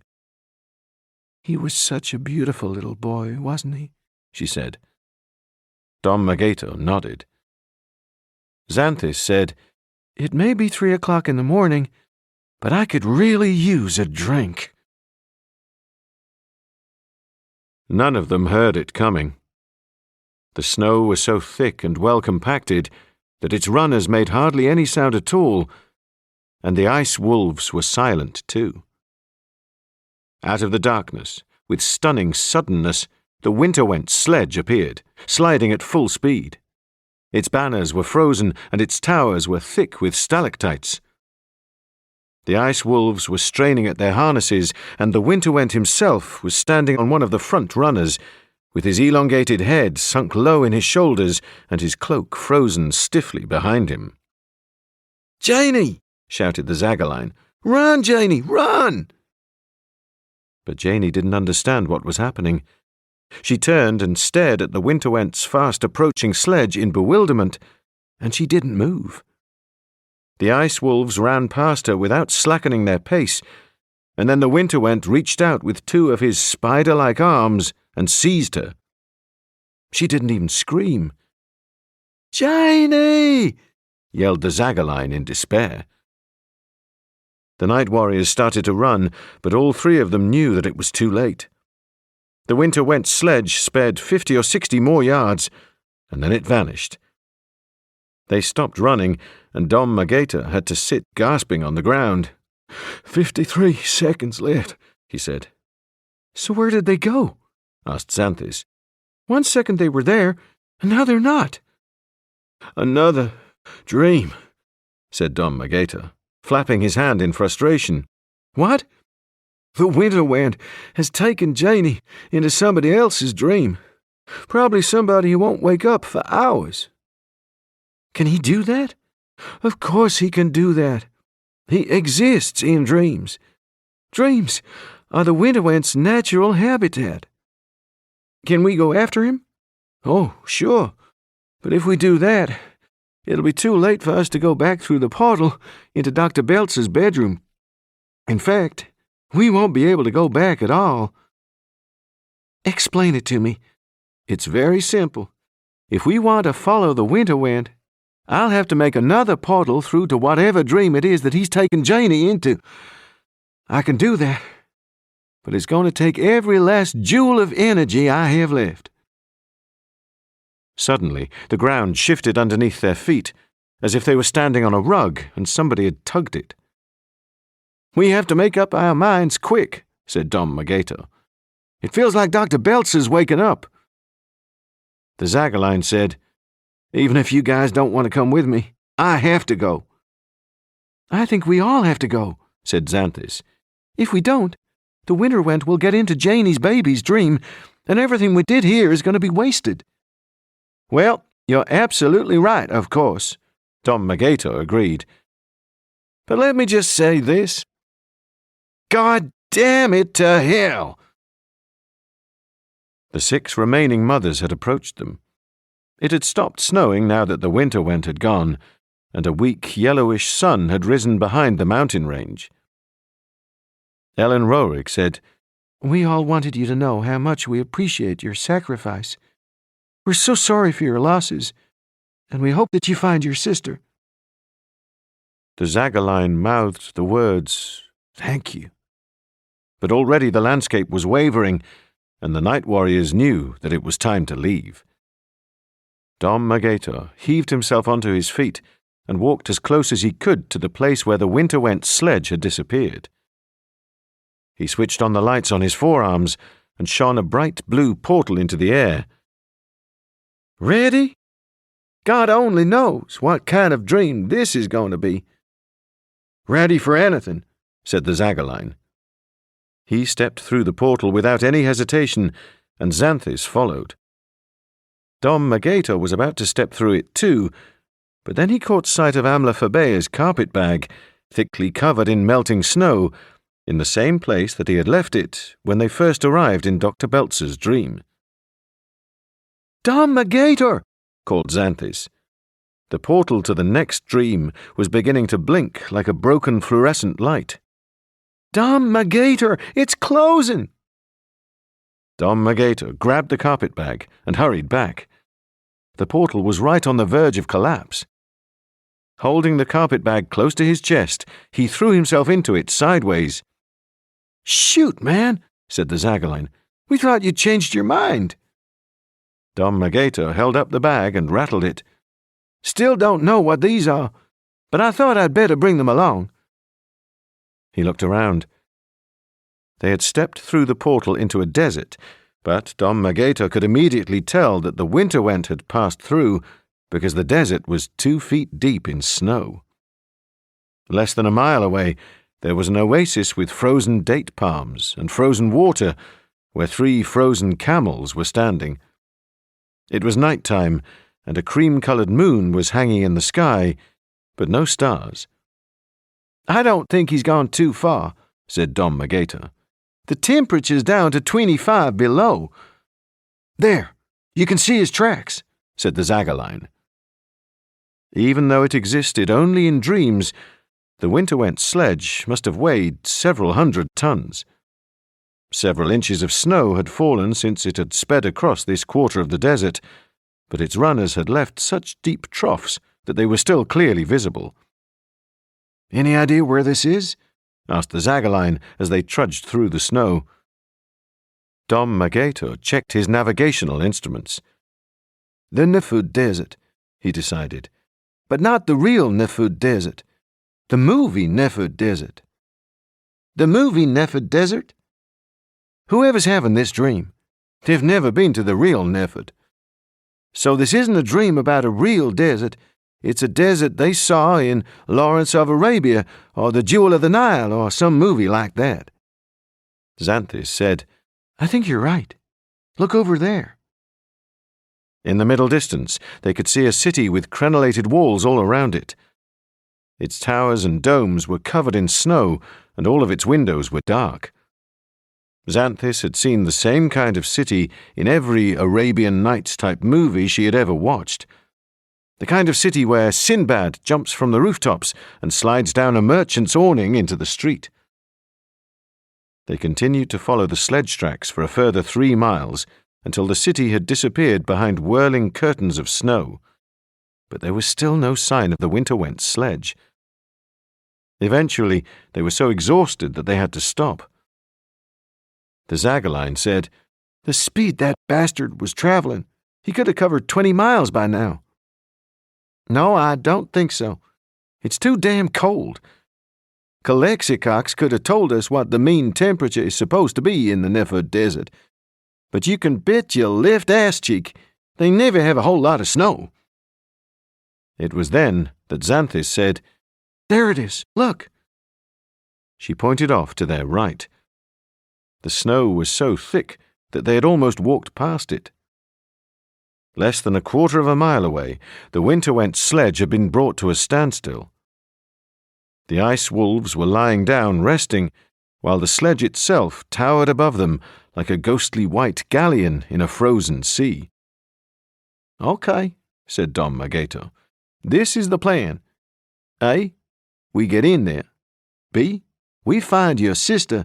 And C, we get the hell out of there." "That's like an aspiration, man, not a plan." "Exactly. What I'm saying is, we're going to have to improvise." They approached the Winterwent sledge from the stern so that they wouldn't alert any of the ice wolves. The closer they came to it, the more they appreciated how difficult it was going to be for them to get into it. Its sides were sheer and thickly coated with ice, and there seemed to be no handholds or footholds anywhere. Even if they climbed up the runners or the outriggers, they would still be faced with a perpendicular wall that was over 60 feet high and overhung at the top by hundreds of stalactites and knobby lumps of ice. "I wish to God that Amlaphabea was here," said Dom Magato, dropping the carpet-bag. "She could scuttle up here like a spider up a drainpipe." "Maybe she is here," said Xanthis. She hunkered down, opened up the bag, and took out one of the complicated pieces of equipment. Then she climbed the strut that supported the nearest runner until she reached the vertical side of the sledge. She didn't know how she understood what she was supposed to do. She had never been technically minded. But there was perfect feminine logic in this device, a combination of intuition and inspired mechanics. It was like a rectangular bracket with 2 sharp claws at the top and 2 more claws at the bottom, and a complex arrangement of levers and springs in the middle. She placed it up against the wall of the sledge and pressed it flat, and immediately the springs opened and the levers clicked into place, and the 4 claws buried themselves firmly into the ice.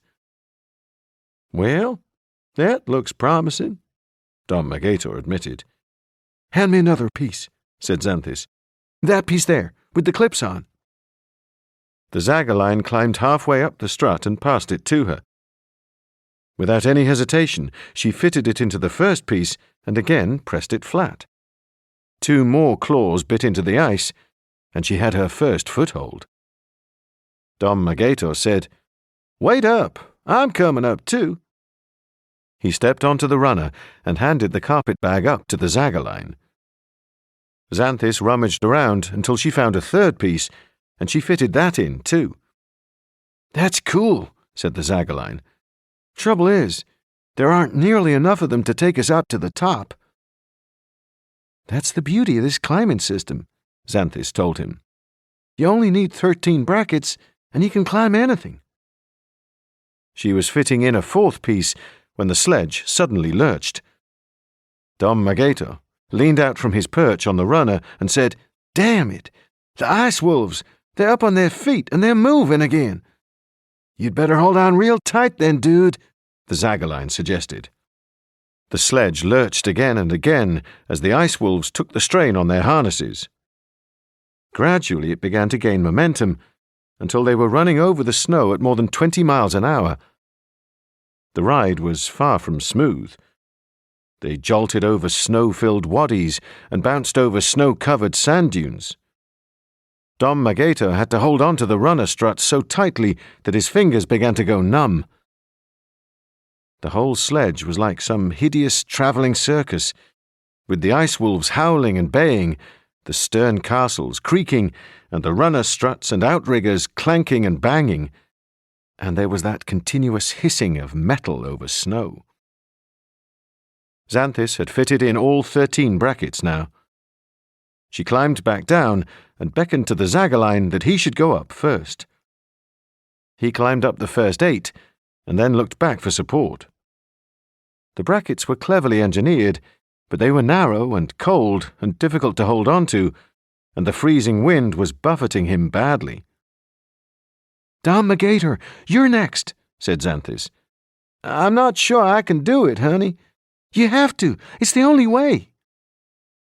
Dom Magato said a small prayer to St. Olaf, the patron saint of the overweight, and then he started to climb up the strut. Xanthus helped him to reach the first bracket and find his balance. The Winterwent sledge was travelling even faster now, and the snow was seething all around them, so that it filled their mouths whenever they tried to talk. "Come on, dude, you can make it," shouted the Zagaline. "Pretend you're Father Christmas climbing up on the roof. I shall freaking kill you for that when this is all over."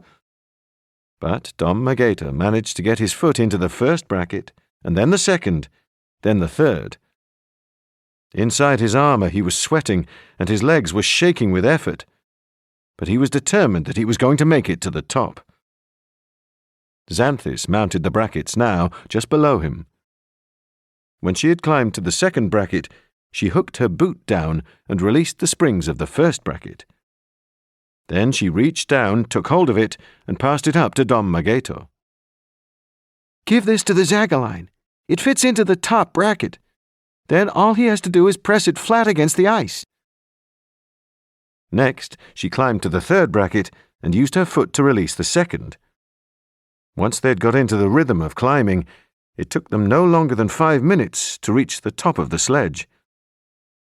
As they went up, Xanthus simply unfastened the bottom bracket and passed it up to the Zagaline to be fitted into the top. An endless ladder that could have taken them as high as they wanted to go. One of the brackets even had a special arrangement of hooks and springs, so that it fitted over the bulky excrescences of ice that had formed around the sledge's railings.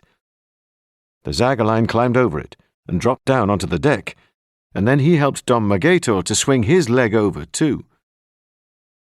The deck was sharply sloping and icy and extremely narrow, considering the size of the sledge. At the front stood the Winterwent's tall, forbidding throne of frozen blood, but it was empty now, and all the reins that controlled his ice wolves were elaborately tied to the Z-shaped tiller, so that the sledge ran directly forward in a dead straight line. The Winterwent must have been confident that the dream desert went on and on for hundreds of miles. Close up, the Winterwent's trophies of war were even more disgusting than they had appeared from the ground. Not only had he hung bones and penises and hanks of human hair to the railings around the tiller, but also the skin from women's faces stretched over oval frames.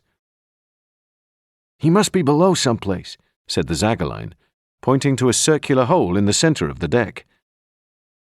They peered down it and could see a winding wooden staircase, which must have been barely wide enough for a monstrous creature like the Winterwent to climb up and down. "Time for B, then," said Dom Magato. "I guess I'd better go first, seeing as how I'm toting the one and only gun." He had never considered himself to be brave, but as he started to make his way downward, he thought, "Either you're a hero, my friend, or else you're a prime candidate for the funny farm." The staircase wound down like a corkscrew, with 6 or 7 turns, and when he switched on his helmet light, Dom Magato could see that its sides were badly scarred, where the Winterwent's spider-like arms had continually scratched against it. It seemed strange that the Winterwent should have constructed a sledge with such a tight, claustrophobic interior. Maybe he had grown larger over the centuries, or maybe he had stolen this sledge from some other creature. At the bottom of the stairs, Dom Magato found himself in a long, narrow corridor. He shone his light down it and saw a dark, dented, copper-covered door. A circular panel in the centre of the door was embossed with the face of a screaming woman with snake-like hair and a series of runic characters running all around. Calexicox could have translated them, but Dom Magato could only guess what they meant. Maybe it was, "Abandon all hope, you who enter here." The Zagaline came down the staircase to join him, immediately followed by Xanthus. "I guess he must be in there," said Dom Magato, nodding toward the door. "All we can do is burst in and hope for the best." "He's got my sister in there, man." Don Magato squeezed his elbow. I know that, son, but I don't see any other way, do you? And if we don't do this, well, I think we all know what the consequences are going to be. Xanthus said, Whatever happens, Zaga, we'll do everything we can to protect her. Yeah, said the Zagaline. Are we ready, then? They all glanced at each other. A few nights ago, they hadn't even known of each other's existence. Now, with nothing more than a meaningful look, they were telling each other that they were prepared to die together. Dom Magato lifted the sun gun off his back, held it up high, and took a deep breath. Then he shouted, "Yah!" and stormed along the corridor and kicked open the copper-covered door. Inside, the room was painted completely black, although the walls were rimed with white frost. It was illuminated by nothing more than tiny, fatty candles, which filled it with acrid smoke. The Winterwent was standing with his back to them when they burst in, but he jerkily turned around. "Night warriors," he cackled, as if the words made him feel physically sick. His cloak made a sharp, splintering sound, like somebody treading on very thin glass. Chapter 23. His face was mesmerizing. Xanthus thought it was the most handsome face she had ever seen, with dark, penetrating eyes, a straight nose, and slightly bow-shaped lips. Yet this face was attached to a long, distorted skull and a body like that of a monstrous insect, an insect that now had only 5 legs. His erect penis stuck up in front of his abdomen, as if he were taunting them with it. Janey was lying naked on a wide black bed. She appeared to be unconscious, and her lips were pale blue with cold. Her swollen stomach was bulging and shifting as her baby kicked inside her. "What have you done to her, you sicko?" demanded the Zagaline.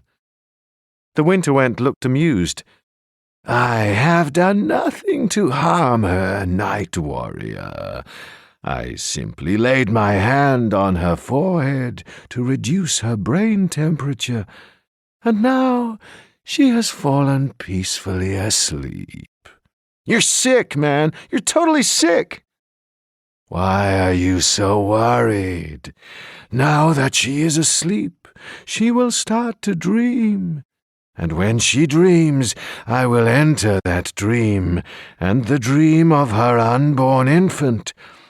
And that is where the secret of all creation is waiting for me." "That's right," said Dom Magato. "And you're going to use that secret to take the whole damn universe to pieces." The Winterwent smiled, and in spite of his grotesque body and his distorted head, his smile was almost convincing. "Who decided that Ashapola alone should know the secret of creation? Every baby ever born has known what Ashapola knows. But that knowledge is stolen from them within seconds, and they spend the rest of their lives trying to remember what they once knew. That is the way in which Ashapola controls you all, you poor, pathetic humans. You are always trying to understand your birthright, but you never can." "So if you acquire all of this knowledge, what are you going to do with it?" The Winterwent continued to smile. "I will free you all, believe me. Every single one of you will know how and why you were created, and why the cosmos was created. You don't understand, do you? Ashapola has been controlling your lives forever, and I am about to release you from your ignorance. By invading the dreams of an innocent child? Is that it?" The Winterwent clattered his claws in irritation. "What is one child in the scheme of things, Domagator? What is one child compared with the universe?" "One child is the universe, you malevolent freak!" Just as he said that, Janey murmured something, moved her hand, and turned over. "She's dreaming," said the Winterwent triumphantly. "She's dreaming! And now, you pathetic creatures of Ashapola, now you can't stop me." The fatty little candles guttered and swayed, and gradually Janey's dream began to appear. The night warriors saw bedroom walls, a bed, and a window with pale yellow drapes. Xanthis lifted her hand and touched one of the walls, and she could feel it solidifying underneath her fingertips, which gave her a strange shrinking sensation. Domagator hefted up the sun gun and aimed it at the Winterwent. "You wouldn't dare," the Winterwent mocked him. "If you fired that now, in this room, none of us would survive." "Maybe we don't care," the Zagaline challenged him. "You would incinerate your own sister and her unborn child? I don't think so." The dream was becoming clearer and clearer. Soon they found themselves standing in Janey's bedroom in the Beams house in Louisville. The walls were freshly papered with pale blue flowers, and there were soft toys stacked on a chair in one corner. In the opposite corner stood a pale blue basketwork crib. "Yes," said the Winterwent, "your sister is dreaming that her baby has already arrived." Domagator kept the sun gun levelled at the Winterwent while he walked across the room to the window and looked out. The street below was deep in snow, and the trees were frozen, yet it must have been midsummer. Although it appeared as nothing more than a haunted orange disk, the sun was high in the sky, and the jacaranda was blooming, like splashes of rabbit blood on the snow. The Winterwent took a lurching step toward the crib. "Don't even think of touching that baby," said Domagator. "Or what? What will you do, Night Warrior? Atomize me and this innocent infant, which hasn't even drawn its first breath yet, and yourselves too?" "Like you said, what is one child in the general scheme of things? If one child has to die to save the whole of creation, well, that's kind of a miserable thing, ain't it? But on balance, it's the only solution, wouldn't you say?" The Winterwent's eyes dropped slyly sideways. "It seems as if I'm bringing you around to my way of thinking, Night Warrior. There's nothing like total ruthlessness, is there? Or are you still dithering? Here, let me make your mind up for you, spare you the agony of indecision." With that, he reached under his crackling cloak and hauled out the Cadillac. It looked even longer and more menacing than it had when Domagator had seen it from a distance. Its blade was hooked over like an executioner's axe, and it had a sharp, curved point. It was so cold that it fumed. The Winterwent threw it from one claw over to the next, and then swung it so fast that Domagator didn't even see it coming. It hit the barrel of the sun gun with a loud clank, chopping off the flash suppressor at the end and bending the muzzle, rendering it useless. The Winterwent returned the Cadillac to its sheath and smiled. "No need for further discussion, is there?" He took 2 more steps and leaned over the crib. The Zagaline shouted, "No!" and jumped onto his back, but the Winterwent lashed at him with one of his claws and sent the Zagaline sprawling across the room. Domagator approached the Winterwent too, But the Winterwent turned his anamorphic head around and whispered, "Don't, or I will freeze you solid from the inside out." To emphasize what he meant, he took hold of his glassy penis in one claw and slowly rubbed it up and down. Its glans was the size of a small pear, and the shaft was nearly 2 feet high with protuberant veins. "You are going to get your punishment in hell for this," said Dom Magato hoarsely. "By the time I have finished, Night Warrior, there will be no hell, nor heaven either. Only chaos." The Winterwent lifted the naked baby out of the crib. It was a little boy with dark curly hair. He was fast asleep, and his rapid eye movements showed that he was dreaming. "At last," said the Winterwent, and 2 long strings of saliva slid from the side of his mouth and froze. The walls of the bedroom began to fade. The crib became transparent and vanished. Dom Magato realized with awe that they were about to enter this baby's dream, and that this baby knew everything about everything. How the stars were created, how the world had been born, why man had developed, and where he was going.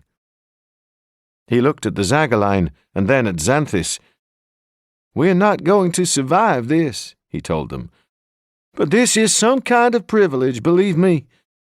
Before we die, we're going to find out the secret of the whole goddamned universe." The Zagaline said, "I think I'm scared, dude." Xanthus said nothing at first. She was frowning as if she were thinking. But when Dom Magato was about to put down his damaged sun gun, she said, "No, hold on to it." "What?" "It's just a piece of junk now. Please, just hold on to it." Now the bedroom walls had evaporated altogether. They found themselves standing on the sidewalk at the intersection of 4th and Main, and it was a warm summer's evening. In almost every respect, the street looked normal, with lighted store windows and pedestrians crowding the sidewalk. But everything was moving in deep, slow motion. The cars crept along the roadway at such a snail's pace that it would have taken them over an hour just to travel 1 block. People were talking to each other, but their voices were nothing but a deep, slurry blur. "This is it," said the Zagaline, turning around and around. "4th and Main is the secret of the universe." But it suddenly began to dawn on Dom Magato what was happening here in Janie's baby's dream. The secret of the universe was here.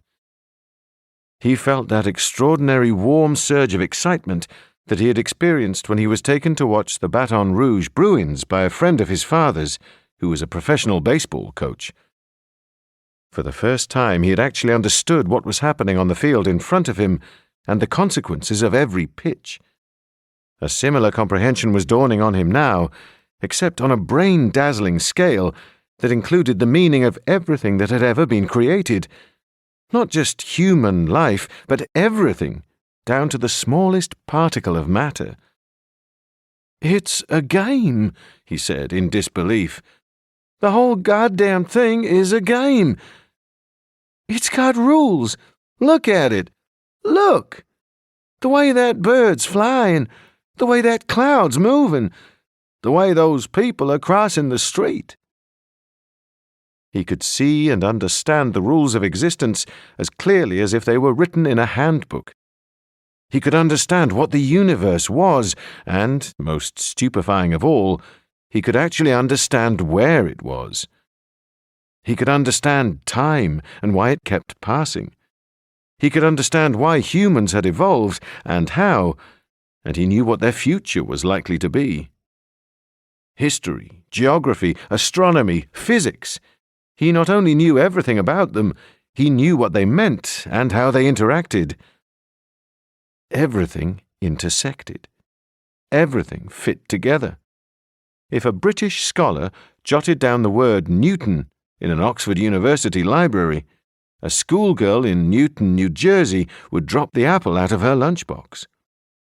If a star exploded in Aquarius, a woman carrying water in Uttar Pradesh would suddenly lose her sight. Xanthus and the Zagaline were standing next to Dom Magator in awe. Even the Winterwent was silent, his elongated skull tilted upward.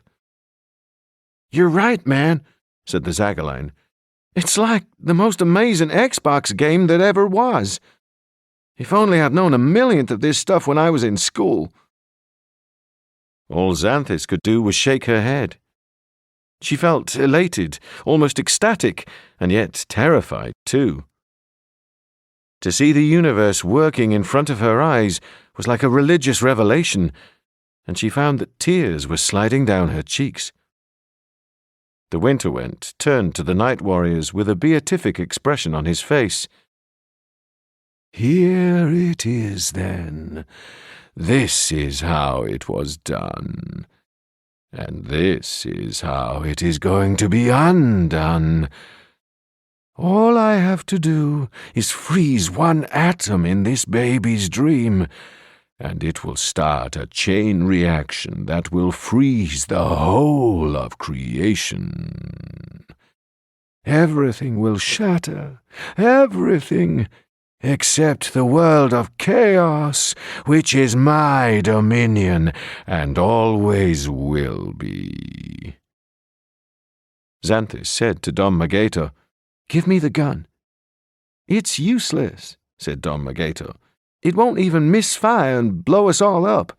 I thought of that. I didn't exactly relish the thought, but I thought of it." "Give me the gun, please." "Okay." Dom Magator gave her the sun gun. With no hesitation, Xanthus slid open the power connection in the left-hand side of the sun gun's stock and fastened it to her belt. She had scarcely any power of her own, but the sun gun contained enough energy to give her one last time curve. The Zagaline realized what she was trying to do and stepped between her and the Winterwent to hide her.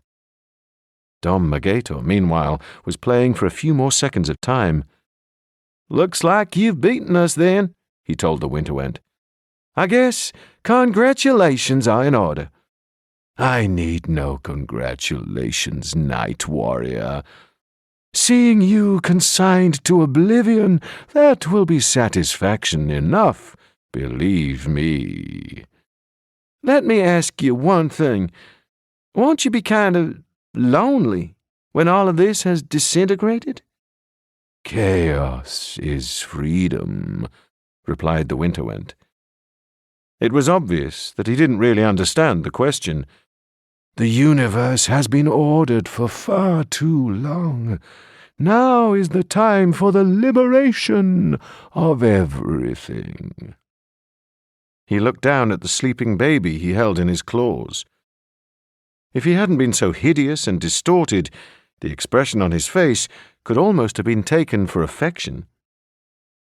Xanthus had drained the sun gun of its very last joule of energy. She disconnected it from her belt and laid it quietly down on the sidewalk. Then she dialed as far ahead as she could, 3 hours and 17 minutes. A yellow key appeared on her display, and a yellow key on her belt lit up. She knew that she was taking a hideous risk. She might simply be delaying their destruction by 3 hours, or else she might land them instantly into oblivion, after the Winterwent had taken the universe apart, not that they would know anything about it. But she stepped forward and pointed the shining yellow key toward the east. "What's this?" demanded the Winterwent in his thickest, slimiest voice. "Another game," said Xanthus, although her throat was so tight that she could hardly speak. "In this game, though, the winners are us, and the loser is you." She turned the key. Nothing seemed to happen at first. The cars continued to creep along Main Street, and the clouds continued to roll overhead so slowly that they didn't appear to be moving at all. Then, abruptly, There was a sound like 1,000 pairs of feet running, and a rush of traffic, and jets screaming across the sky. They had jumped 3 hours and 17 minutes ahead. Xanthis thought she had gambled and lost. The Winterwent was still there, and his handsome face was dark with fury. But then Xanthis realized that he was no longer holding Janie's baby, and that Main Street had faded, and there was nothing around them but a blurry whiteness. They were still in Janie's baby's dream, but this was the dream of an infant who knew nothing about the universe or the secrets of creation. This was the dream of an infant whose only conscious experience was warmth, softness, and reassuring noises. "What have you done?" the Winterwent shouted at her. "What have you done?" "I've taken us forward," said Xanthis, and she couldn't stop herself from sounding triumphant. "I've taken us forward 3 hours and 17 minutes, and Janie's baby has been born now, and the poor little guy has forgotten all that stuff he knew about the meaning of life. He's a blank page now." Something was happening to the Winterwent. His shoulders hunched up, and then he started to grow taller and taller. His claws went into a jerky, arrhythmic spasm, and his whole body trembled. His skull appeared to stretch out longer and longer, and then his face began to blur, as if somebody had been furiously rubbing at it with an eraser. Dom Magator said, "Xanthis? What the hell's happening to him?" "The worst fate of all," said Xanthis. "Janie's baby is forgetting that he ever knew him." The Winterwent stretched open his mouth and screamed. Dom Magator had once seen a vat of boiling vegetable soup tip over and scald a young soldier, but even that young soldier hadn't screamed like the Winterwent. The Winterwent, the Lord of Oblivion, was facing his own oblivion, and his terror went far beyond pain. The air grew colder and colder, until a crystalline structure of ice began to grow around the Winterwent, formed of oxygen and hydrogen molecules from the air itself. The night warriors could feel the hairs in their nostrils freezing, and their faceplates began to ice over. When Dom Magator tried to step further back, he found that the joints of his armor had seized up, and he was immobilized. But then the Winterwent began to disintegrate. His claws broke off, and then his legs collapsed. There was a sharp creak, and his erection snapped like an icicle. Finally, his long skull tilted back, and his head dropped from his shoulders.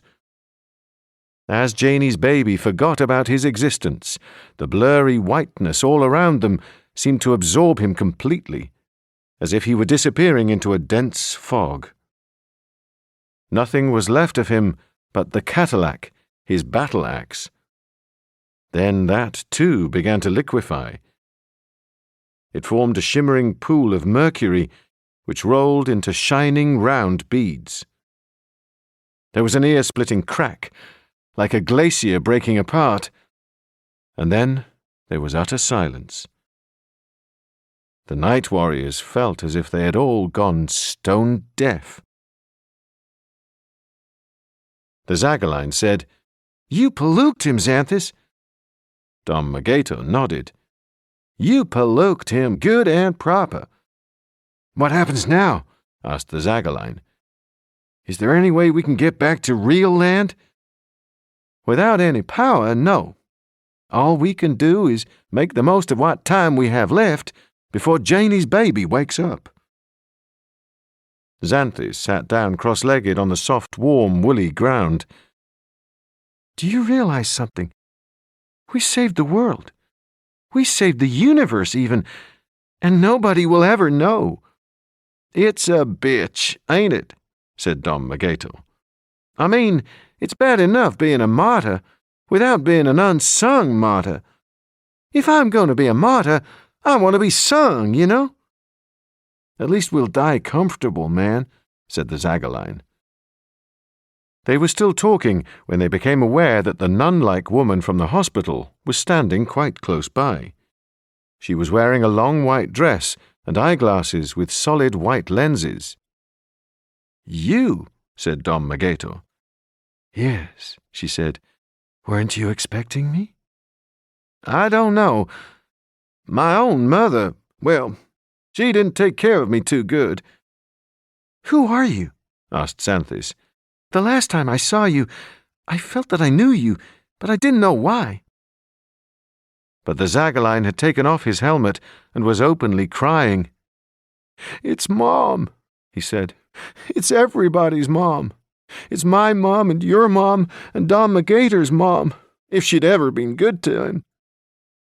Dom Magator took off his helmet too. The night war was over, and they knew that they were safe now. "You're right, Zaga. She's been watching out for us all along, haven't you? And just like all good mothers, she's blind to all of her children's sins and all of their misdemeanors." The woman smiled and took hold of Dom Magator's hands. "You night warriors have been risking your lives to save the mothers of this world. And that's why Springer made sure that I was always there to keep an eye on you." She turned to the Zagaline and Xanthis and said, "Come on now. It's time for us all to go home." She let go of Dom Magator's hands, turned around, and lifted both her hands. Shimmering blue static flowed from her fingertips, and slowly she created a portal of dazzling light. Xanthis stepped through first, then the Zagaline, and Dom Magator approached it last. "You're not coming?" he asked the woman. She shook her head. "I belong in this world, John. But the best of luck, and always remember that I love you." Dom Magator stepped through the portal and found himself back in Dr. Beltzer's room at the Norton Audubon. Dr. Beltzer had gone, leaving his sheets twisted like an escape rope, but the Zagaline and Xanthis were still waiting for him. The three of them hesitated for a moment, and then they held each other close. None of them spoke, but they were all thinking of Amlaphobea, Raquasthena, and Calexicox, who would never see reality again. George Beam knocked at Perry's bedroom door. He was still unshaven, and his hair was sticking up at the back. "Tried to wake you earlier, son. Shook you and shook you, but I'm darned if I could get you to stir." Perry sat up and blinked at him. "What is it, Dad? What's happened?" "Janie went into labor about 3 a.m. I called the Corsair and they took her straight in. They were on the phone just now. You're an uncle. Little boy, 7 pounds 2 ounces. Mom and baby doing real good. She's going to call him Joe, after your little brother." "That's great," said Perry. Then, with a feeling of terrible dread, "Did you try to wake Dunk up yet?" "Just doing that now. Can't wait to see his face." George left the room, and Perry could hear him knocking at Dunk's door. He knocked, and then he went in. Perry climbed out of bed and found his jeans. He was still buckling up his belt when George came back, and he was looking pale and worried. "Perry, something's happened to Dunk. He's still breathing, but I can't wake him up." Perry said, "Call 911, Dad. I'll see what I can do." While his father went to the telephone, Perry went across the landing to Dunk's bedroom. His brother was lying on his back, his eyes closed, breathing steadily. Perry sat down next to him and took hold of his hand. "Good night, Calexicox," he whispered. "Sleep well."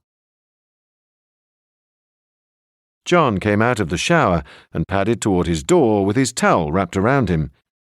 He had almost reached it when Nadine came out of her room, wearing a tight red t-shirt and a short red satin skirt. "John!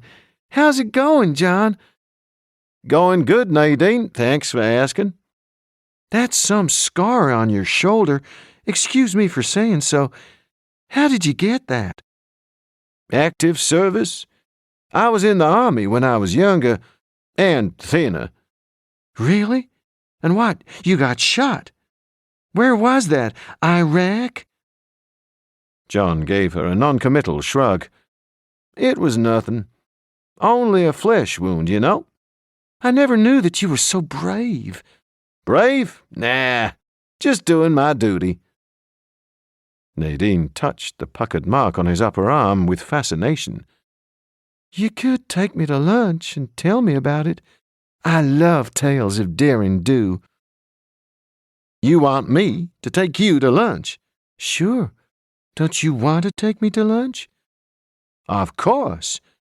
You like fried fish? Give me 5 minutes to put some duds on. I think you look pretty damn good as you are. You've got something, John, like aura. John let himself into his room and closed the door behind him. He let the towel drop to the floor and studied himself in the mirror on the back of his closet door. Yes, he said, punching the air. Sasha was just leaving her apartment building when her cell phone rang. Is that Sasha Smith? This is she. Who wants to know? This is David Charbonneau from Checkout News. I'm a friend of Kevin Porter from the Courier-Journal. Kevin was telling me all about your work, and I was wondering if you were interested in a weekly feature spot. Checkout News? You mean man gives birth to own stepfather? Harley Davidson discovered on moon. That's the one. Kevin was telling me you got a real talent for human interest stories. Sasha looked across the street. A woman in a blue-spotted dress was walking along, holding the hand of a small boy who looked exactly like Michael Row the Boat Ashore, Hallelujah. The boy turned and stared at her, and then gave her a funny little scrunchy-fingered wave. No thanks, she said. I don't do made-up news stories anymore. From now on, I'm only going to tell things the way they really are. That was Night Wars by Graham Masterton, read by Mark Meadows. This was the 4th book in the Night Warriors series. Be sure to check out the other audiobooks in the series, available from all good audiobook retailers. Produced by Chatterbox Audio for Bloomsbury Publishing plc. Text copyright Graham Masterton 2006. Recording copyright Bloomsbury Publishing plc 2023. All rights reserved. Thank you for listening. Audible hopes you've enjoyed this program.